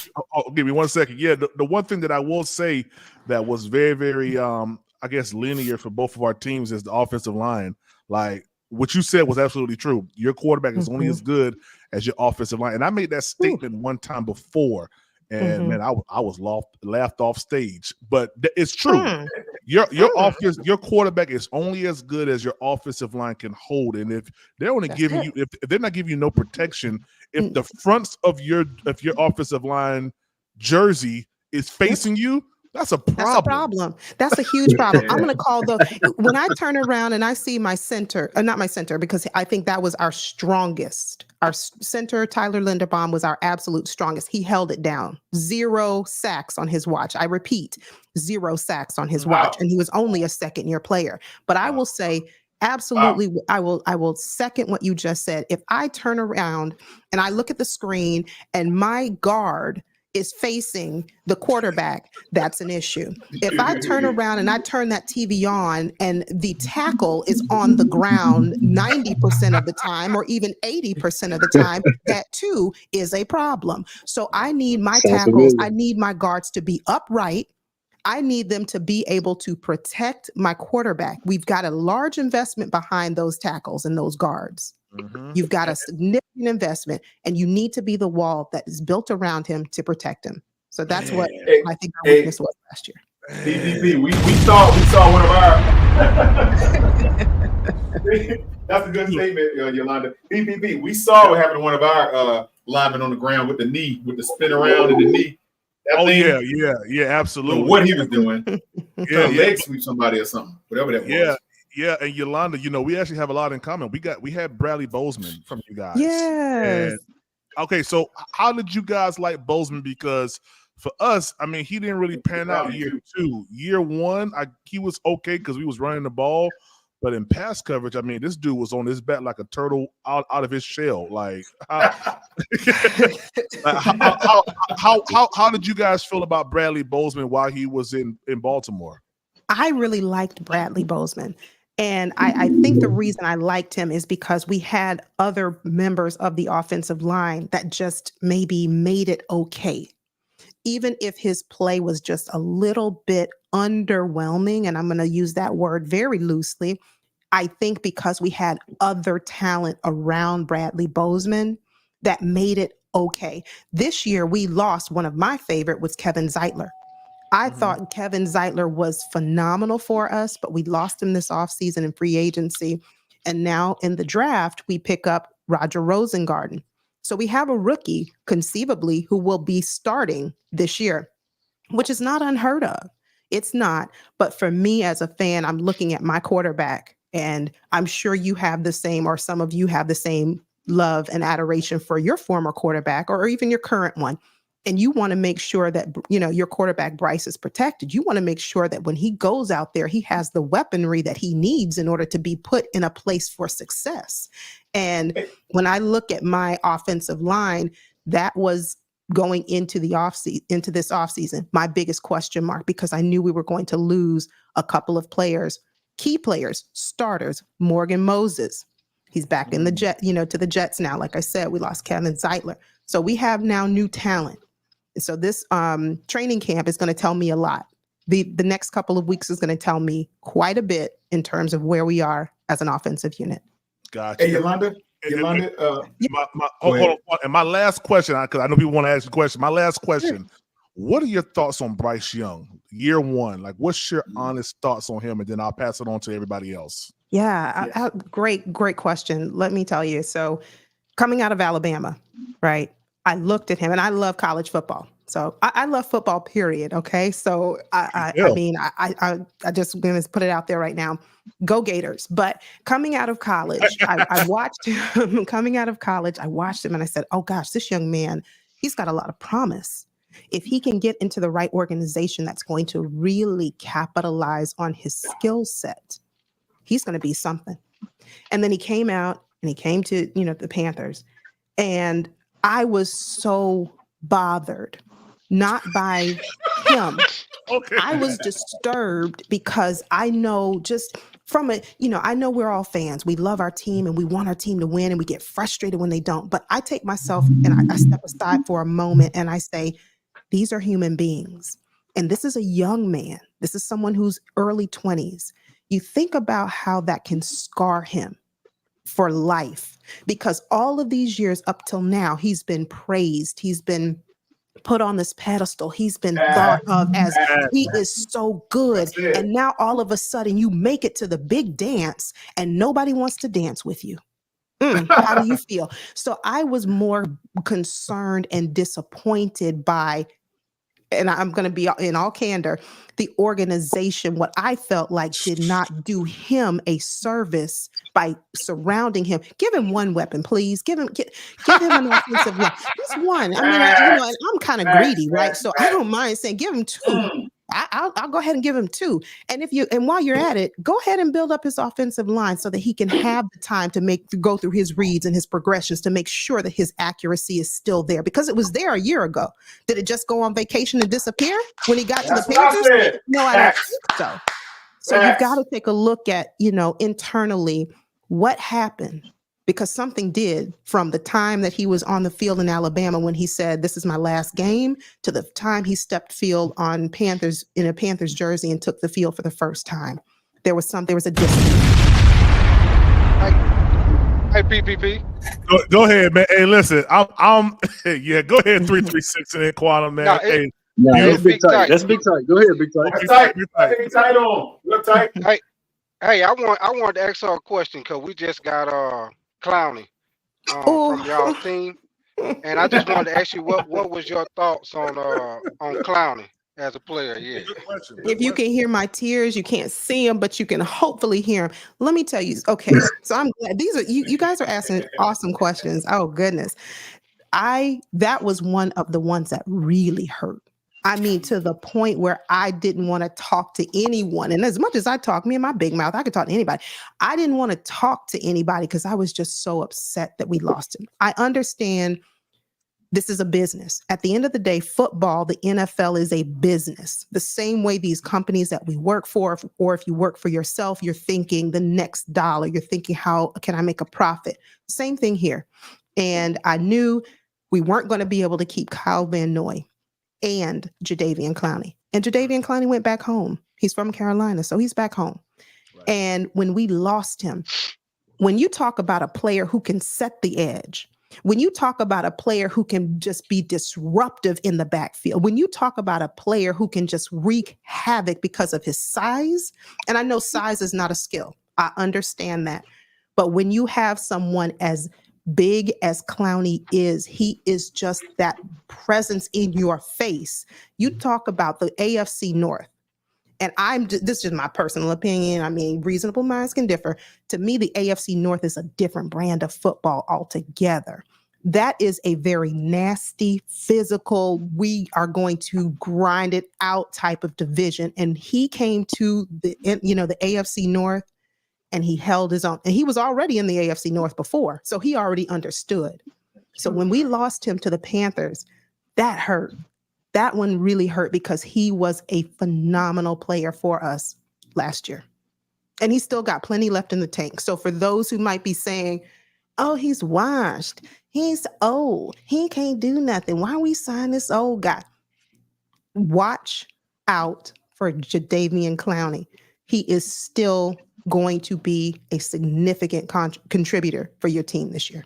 All right. I have a better question for you, Yolanda. Hey, she make it sound good, but I'm ready to. I'm ready to you. Get excited. I'm about to ask you a better question there, Type. I have a better question for you, Yolanda. Okay. How long have you been working for the Ravens front office? You know what?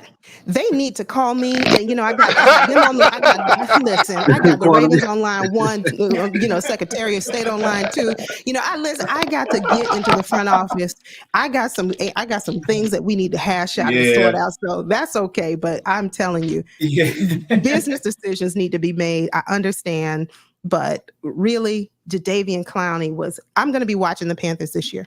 I'm telling you now, I'm going to be watching because number one, I want to see what you did in this offseason to improve your quarterback. I want to see what you have done as an organization that says we believe in you. We believe in your talent. We're invested and we're willing to demonstrate that. Don't just tell me you're invested in me. You got to show me. So I want to see what they've done.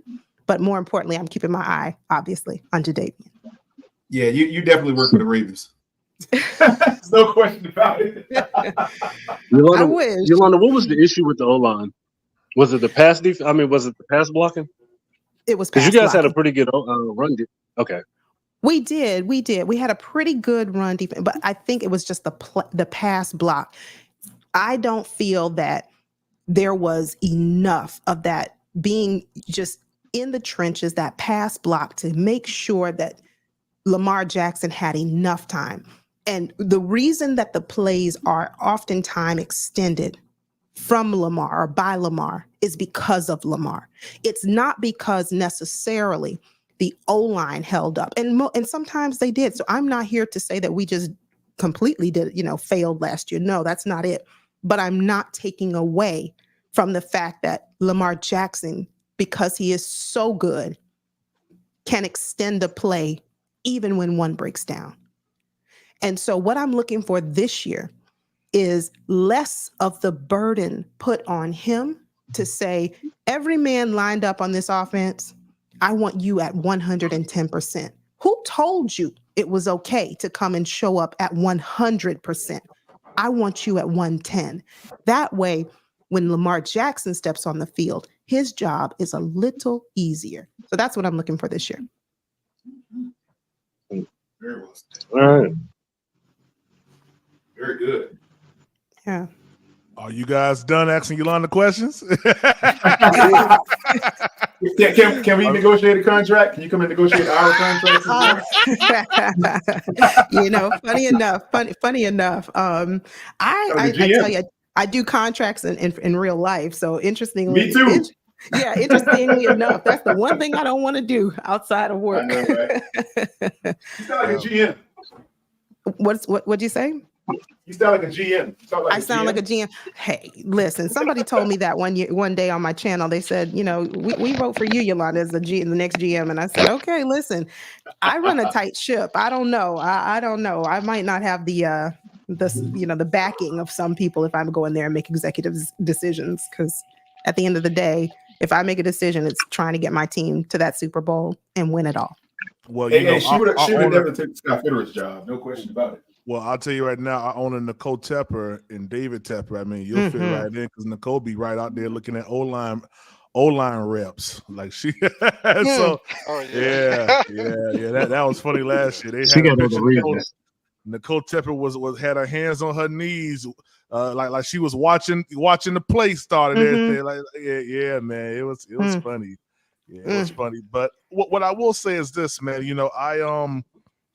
I watched you guys game last year against the Chiefs, and I'm not gonna lie. I know you said that we ran away from the run, but I give that loss to Zay Flowers. Yeah, I give the taunting, and didn't he miss a pass, a catch as well towards the end of that game, if I'm not mistaken. I think he missed one. Yeah, he dropped one. I think it was a drop. It was a drop. It was a drop. Yeah, man. It was a drop. Yeah. I mean, and I don't like to be I guess you can say. Well, I know it's 11 people on the field. You know what I mean? I know it's a team sport, but when it really matters, you can't be taunting. You can't do that, man. And I know you're a rookie, but you can't do that. And you just can't, man. So when he did that, I was watching that game. I was like, oh man, the Ravens about to win this joint. We were. Yeah. And I think y'all would have ran through. Who was the next team? Was it who was the next team in the AFC? Was it? We were. You mean who was number 2 in the AFC? No. If y'all would have won that was a game going to the Super Bowl. Yeah, that was the AFC. Yeah, that was the Oh yeah, precursor to the Super Bowl. That was the AFC champion. Yeah, they played Kansas City. That's right. Yeah, we played the Chiefs. There wasn't the next team we would have played would have been in the Super Bowl. In the Super Bowl, man. God. Yeah. I think they went away from the game plan. It's like they came out with a whole different game plan. That's it. That's what I said. We abandoned the run game. That's our identity. Like just run the ball. And when you deviate from who you are, and what has been proven to work for you, that's where we fell short. But yes, to your point about Zay Flowers, I agree. There has to be a level of maturity there that just wasn't. And the taunting and him, dropping the pass right there in the end zone, like that was touchdown right there. Fumble at the goal line, I think is what happened. I tried my best to try and forget, but the problem it just brings up bad feelings. But the problem is it happened. And so the lesson is I don't want to see that silliness again this year. And if it means that he had to swallow a very bitter pill all off season, because he knows what he did. He knows what people are saying about I'm sure. But coming back this year, I'm watching for the maturity level to be there, because something like that stings. You think if he would have made the catch and not fumble the ball, got into the end zone, we would have won that game. Yeah, there it is right there. Oh, it's embarrassing. Oh, let me close my eyes. Oh, look at that. The film guy. Yeah, I'm the film guy. Yeah, look at this. I mean, look at this. This is what I was talking about a moment ago. Even when your O-line breaks down, Lamar is able to extend the plays. This is exactly what I'm talking about when I'm looking at film too. So now Lamar has some extra time, and he buys some extra time. And then when he throws the pass to Zay, I don't know if it's this one, but when Zay fumbles at the goal line. Ooh. See, I think this is the goal line fumble one right here, yeah. Or at least the drive. Yeah, I think this is the drive.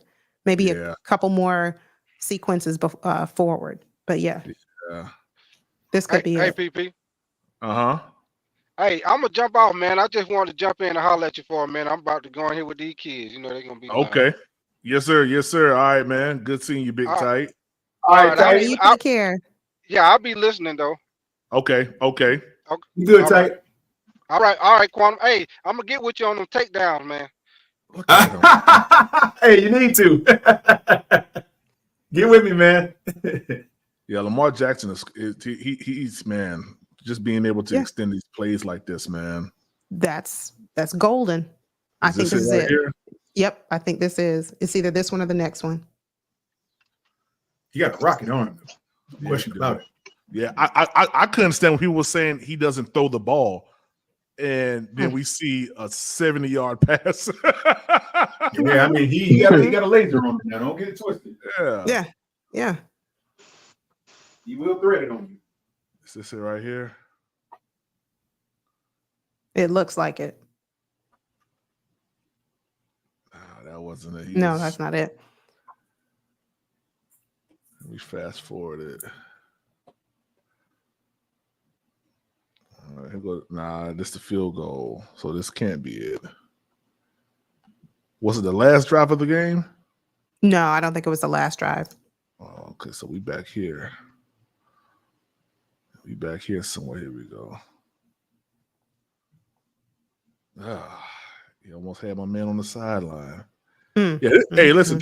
This was a good game. I ain't gonna lie to you, man. Right. This was a good game. Man, I beg to differ, but I mean, I take your point. For the love of football, it was a good game, but as a Ravens fan, it was horrible. You know what? I think that you guys didn't utilize OBJ enough in this season, period, in my opinion. I agree. And there were talks about why we didn't utilize OBJ. And I said, well, people were saying, oh, we're just waiting. Because remember, OBJ's had multiple injuries to that ACL. And so they were like, oh, and this was his first year. Last year was his first year back. And They said, well, we're going to, like weave him slowly, integrate him slowly into the system. Right. And I'm like, okay, we're at week 16. When are we going to like ramp that thing up? Right. They're like, oh, we're saving him for the postseason. We're saving him for the post. And I said, we're saving him for we paid this man $15 million. We don't need to save $15 million to only get 500 catches. There you go. 530 something yards on the season. Give me a uniform and pay me $15 million. I'll go out there and make 3 or 4 catches for you. I can do that. I think I can do that. That's him right there, I think. Is that him that caught that? I think that is him. That's number 3. Okay, well then that was probably it for the game. Oh no, that wasn't him. No. Oh, okay. 15. Yeah. What again? How many targets was he seeing per game? How many targets was he seeing? OBJ. 2? How many? 3? How many targets was he seeing per game? If 3, I think 3 is gracious. Yeah, that's underutilization. Absolutely. Absolutely. No matter how you spend that, that's absolute, mismanagement, misappropriation of funds.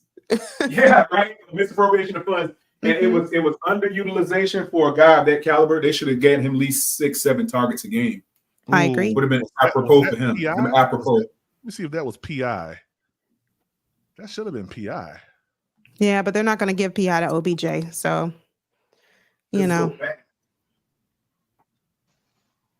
But yeah, certainly. No, absolutely. I agree with you. We underutilized OBJ, and the fact that we just did not use any of our running backs. Like we signed Melvin Gordon 2 weeks, right at the end of the regular season, like a week before the end of the regular season, and he was supposed to be our insurance because we lost Keaton Mitchell in week 17, I believe, against the Jags. And so we then signed a couple weeks later, Melvin Gordon. We used him in that game against the Texans. And then we forgot we had him on our squad in the AFC Championship. See, this play right here is the play that kind of gets Lamar Jackson in trouble. Mm-hmm. Well, and he's talked about that was a late decision for him to pass that ball. Yeah. It looked like he underthrew it. That was a late decision. Yeah. Mm-hmm. Was that Mark Andrews? No. Yeah, that was. Yeah, this was Mark Andrews' first game back since his injury. That's a completely underthrown ball. Yeah, that was underthrown. Yeah, that's a touchdown, guys. Yeah, if he would have threw that ball just a little bit more spin right on there, it. boom, throw it. Right there. He threw his hand up for you. He threw his hand up. He hesitated. He saw the defenders and he second guessed himself right there. Yeah. You know what, PPP? What's up? Football, when it comes to some of these quarterbacks, it's going to be reminiscent of fine motor skills and muscle memory when they do, because they're not really thinking like we're thinking something through. Like you got time, you got to be snapped. It's like boom, boom, boom. It's like a muscle memory type of thing. Mm-hmm. So when they fail to make a read fast enough, or they don't see a player out of position to actually expose a defense some way, I don't think their mind and their body works in tandem fast enough sometimes, and that's what you normally will see. Yeah. It's got to be a culmination of all of those things happening at one time. And that's what separates these big time quarterbacks from the ones that can't really do it. Yeah, no, absolutely. Yeah, but when we talk about muscle memory, I think about what type of muscle has Lamar Jackson exercised heretofore. You go back to his days at Louisville. You go back to his days at Louisville. You go back to his high school days. When you see clips of Lamar Jackson, predominantly what you see is him extending a play, making a play because something didn't happen, something didn't work, and he ran it. And now 7 points later, here we are. So when you talk about muscle memory, I think for him, it's an element of, I need to now retrain myself. And I'm hoping this year we see that to where you don't have to run as much. You have Derrick Henry now. Use him. Yeah. Yeah. It's no need for Lamar Jackson to be running as much as he ran. Do you guys have Gus Edwards as well? No, we lost Gus Edwards to the Baltimore Chargers out there in LA. Wow. Half of our team. Good Lord. I know. It's going to be Harbaugh versus Harbaugh, and we actually play them in the regular season. That game's going to be we do. I don't have the schedule in front of me. I don't have that up. Don't worry. Yeah. Yeah, we play the Chargers. I'm pretty sure it's middle of the season, if I'm not mistaken. But yeah, those Baltimore Chargers out there. We lost Gus Edwards, J.K. Dobbins, a couple of other ones. Yeah. All I ask is that when y'all play the Bucks, just please. Please. Let me write that down. Demolish the Bucks. No mercy. Yeah, that's October 21st. Destroy them, please. Okay, that's October 21st. October 21st, yeah. Okay, I'll put that down. We need to, when I stream, I'll say we need to make sure that we are demolishing these Buccaneers. Oh, Bucky with your girl gonna have something to say about that. Oh yeah. Yo, listen, can we have that out on this show here? Ravens versus Bucks, Yolanda versus Bucky with your girl. Oh my goodness. Well, let's do it. I would love it. Good one, boy. That would be gravy. That would be great. That would be great. With your girl real quick on Instagram. You cooking now? I'm cooking. Yeah. I'm trying to make some stuff happen, man. What week is that? Let me see here. Let me see if I can pull up the schedule. Let me see. Baltimore. Let me go to Twitter. I think I got y'all schedule on y'all. I can look it up. Let's see. Baltimore. hey, PPP. You remember on Belly? Remember what DMX said he was instigating them two dudes? You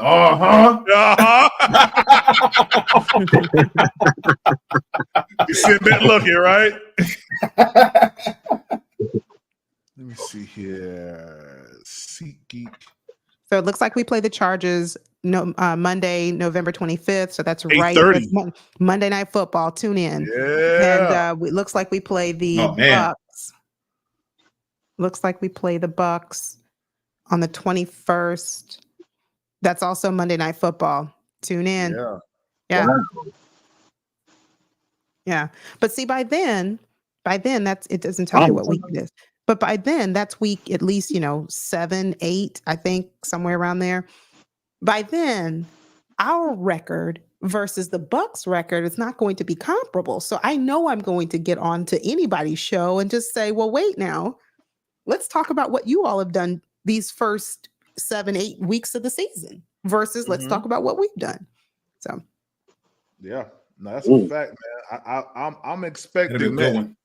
I'm expecting a huge turnout for that Harbaugh versus Harbaugh game. I ain't gonna lie to you. Oh yeah. I'm expecting a huge turnout for that one. Panthers prime time paused. Hey, listen. I might go live during that game, man, and do some commentary on that game. That's gonna be a good game, and I may do that for the Bucks game too when y'all play when they play the Ravens. Is that a prime time game? It is. The Buccaneers is Monday night, October 21st at 8:15. So that's prime time, and then 2 weeks later, 3 weeks later, November 25th. We play the Chargers, Monday Night Football prime time. Yeah. You get all the prime time games. God. Yeah, I'm going live for that. I'm definitely up. See, we play the Chargers early in the season. We played them week 2. Okay. And hopefully, I'm hoping that the Panthers can catch who's a quarter? Justin Herbert. I hope we can catch Justin Herbert early. Yeah, I hope we can catch him early. How's your pass rush this year?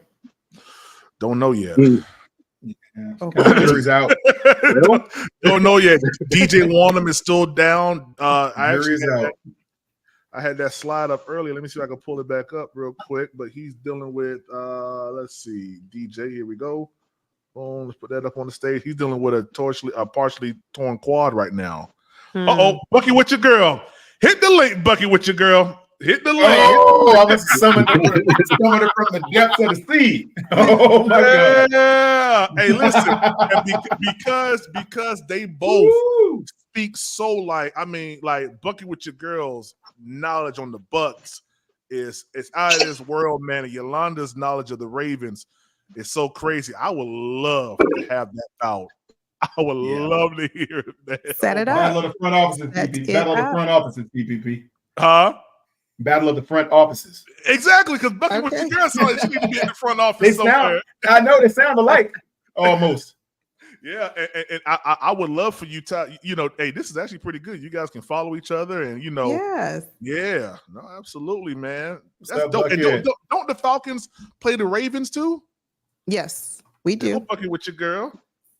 Oh, There she goes. Bucket with your girl. What's up, yo? Uh-oh. Hey, how are you? I'm doing good, doing good. What's going What, on? Bucket? So we're sitting here, and I actually met Yolanda. Yolanda is a Ravens content creator, right? And Okay. of course, you guys play the Ravens this season. So me being PPP, always want to see a controversy happen. I would love. Are you trying to be messy? I'm very messy. I thought it'd be pretty good for y'all to connect and kind of have that sparring session, maybe or when you get your channel, Bucket with your girl, y'all two can, go back and forth about y'all's team, man. But I just this stuff because it's a primetime game Monday night. That's gonna be some good. PPP, why do we have to spar? Why do we have to spar? Okay, have a conversation. I'm sorry. Okay, there you go. There you go. Hello, Yolanda. How are you? I'm well, thank you. How are you? I'm doing well. Good. Nice to meet you virtually.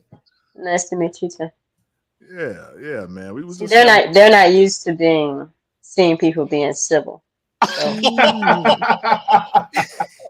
Well, Bucky, with your girl, my sparring is very, very, like my sparring is more like talking it out. I don't try to do too much yelling anymore, because I want some good content. So my sparring is going back and forth and asking questions and stuff like that. So, that's all that.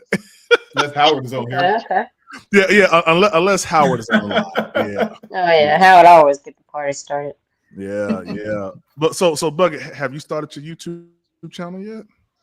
No, I'm actually in the middle of moving. About that.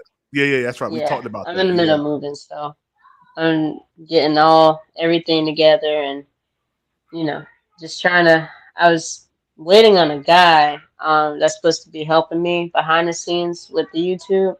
So I'm kind of waiting on him and getting everything together, moving into a new place and everything. So is he dragging his foot?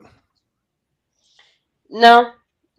It's some other stuff too. Like I had started a new job and everything. Right. So getting on page with the communication is. I was about to say I could definitely help you out with that because I wouldn't even charge you for it, man.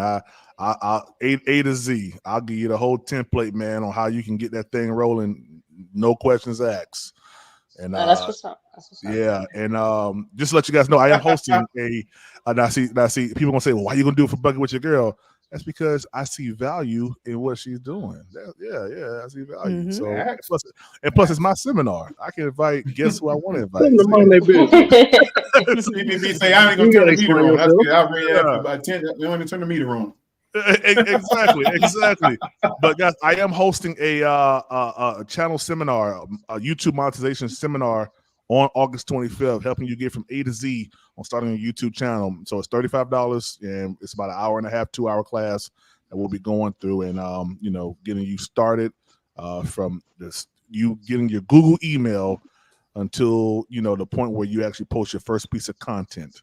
So AI tools and other things that I use. If you want to have a faceless YouTube channel, I have, the sources that you can use and, help you out with that so you don't go into the pitfalls that I went into that took me a year to get monetized. I think I can probably get people monetized now a whole lot quicker. So, yeah, man. I'll be in your seminar, by the way. You say you're going to be in the seminar? Yes, sir. All right. Awesome, man. Awesome.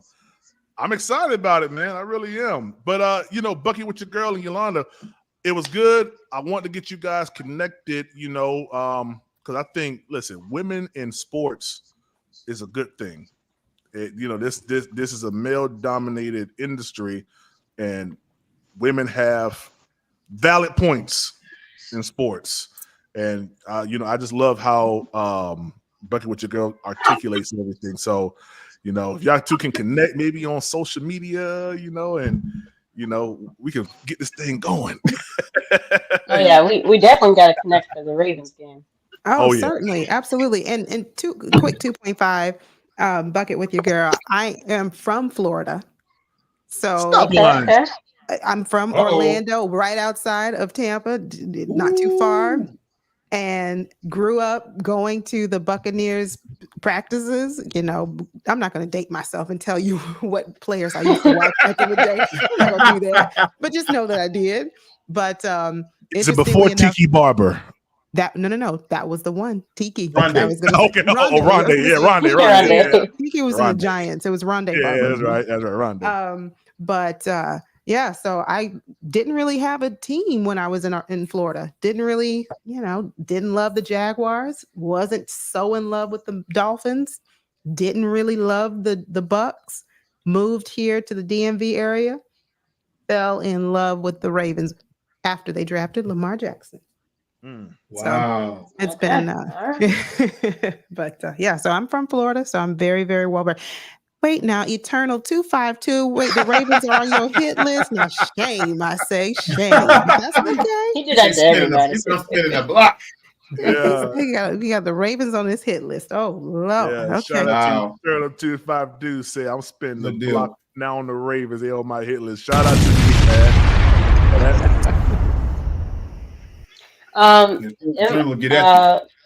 Yolanda. So because I'm not looking at the schedule right now. Do we play y'all at home or are we away? Let me see. So it is a primetime game. I didn't write whether it was a home or away. It is on October the 21st. And let me look and see. I'm sorry. Yeah, it's October 21st. It is in Tampa. It's a home game for you. Yeah. It's a Tampa game. Oh yeah. Yeah. That's right. We're traveling. First, let me just say this. I'm not saying that because I think we're gonna win. I think we're gonna lose, but I'm gonna explain it why when the YouTube channel and everything come up, and hopefully I can connect with Yolanda because when I do my videos, I try to do like a preview of what I think is gonna happen, the players that's gonna be in the game, who I think are gonna be impact players, and all that, and then the day after the game, I like to go live and discuss it with the fans and everything. So, yeah, absolutely. I'd love to, have you on the show, my channel, Ravens Talk with Yolanda here on these YouTube real and digital streets. We can chop it up, preview the game if you'd like, or we can talk about the game afterwards, share our thoughts. Absolutely, would love that. Are you going to come to the game in Tampa, or are you going to stay home? Oh, I don't know. I literally was just talking to my husband yesterday. I said, we got to catch some games. And we're both from Florida. He's a Miami Dolphins fan. Don't ask what the house looks like when we play the Miami Dolphins. Last year it looked good because we won. 2 years ago when we lost, it wasn't pretty in this house. But I told him, I said, we need to go to some games. We need to circle on the calendar which games we're going to. So we'll be doing that really soon. So I should know within the next week or two. Okay. So yeah, because we might lose, I don't want to spend my money and go. But I'm doing it for real. Like if I feel like we're not gonna win, I'm not gonna lose. Well, let's say this. How about I think this is fair. Bucket with your girl. How about this? How about we table whether you think they'll win or lose until like maybe after you have the first one or two games. Then you can get it because preseason. I don't know if the Bucks are going to start play their starters, but for us, we generally don't. So we get a real good glimpse of who we are as a team and as a unit after the first couple of games. And for us, the Ravens, we start off the NFL season against the Chiefs in Kansas City. Wow. Thursday night football. Whoa, they did that Thursday night football. Wow. So hold on. So when is that Eagles game that's supposed to be played in Brazil or something like that? I thought that was the first game of the season. No, we kick off. You guys kick off the NFL season. Yes, the Ravens Brazil? kick off. No, we play in we kick off the season that Thursday. So that Thursday, September 5th, is the opener for the NFL 2024 season. Who plays the Eagles in that Brazil? Oh, the Packers. So they play Friday. Yeah. Friday. That's right. a Brazil game? Yeah, bro. It's a Brazil Brazil game. That's the first. That's the Friday game. It's a Brazil Rio? game, bro, in San Paulo. Yeah. Where? Yeah. San Paulo. Here it is, right here. I'm about to pull it up. Oh, Sao Paulo. Yeah. Oh man, I got get my business partners in on to get me in. Boy, yeah. Woohoo. Here it is. The Philadelphia Eagles will play the Green Bay Packers in the first ever NFL regular season game in South America Friday. Oh, I said my bad. I said Mexico. My bad. I'm sorry, y'all. My bad. I said Mexico. South America. Hey, maybe they won't tear up their stadium like they did in Miami when that soccer game came up. Listen, man. I'm gonna be praying for them over there. They tore that joint up, yo. Yeah, that thing was crazy. Yeah, man. Wow, that was insane. That's dope. Well, everybody, I'm about to go ahead and get me something to eat and relax. We've been on this thing for 3 hours and 29 minutes. But real quick, before we go, Yolanda, shout out your channel for the people one more time and let them know where they can find you at. Sure. Thank you all so much for the invite and for having me. And I'm glad that I made the connection with Bucket with Your Girl. You can find me here on YouTube at Ravens Talk with Yolanda. Follow me on X at Yolanda ESQ1908. All right. Awesome. Bucket with Your Girl. Hit them with it. Hey, so it was also great to connect with you, Yolanda. I look forward to getting in the ring with you during the regular season, and if it does come to both of us being at the Ravens game, I look forward to it. And you can also find me on YouTube, Bucket with Your Girl, same as it's spelled right here on the screen. And you can also find me on YouTube with the same name. Awesome. And Quantum, hit them. Yes, sir. All right, PPP. I appreciate the alley-oop, man. Thank you for bringing me up today to spend some time with you. Yes, you guys can find me in Quantum Merritt here on YouTube, same way as my name is spelled. Also on Instagram in Quantum Merritt. And I have a little style channel where I show guys how to impress and improve the style. Stay fresh, dressed, impressed, never stressed, and always blessed. That's how we do it. Absolutely, man. And guys, I am Demetrius with the PPP. Panthers Prime Podcast. I will be going back live again on tomorrow, getting ready for training camp, and just excited about it, guys. If you're not going to be at any training camp, practices, I think they still have tickets for Back Together again on Saturday. I think it starts at 9:30. So if you still want to come out to the stadium 9:30 and do Back Together again, that'll be good. So. But that's it. And guys, we'll catch y'all on tomorrow. This is your boy Demetrius with the PPP Panthers Prime Podcast. You know what time it is. Let's go. Peace out, Prime.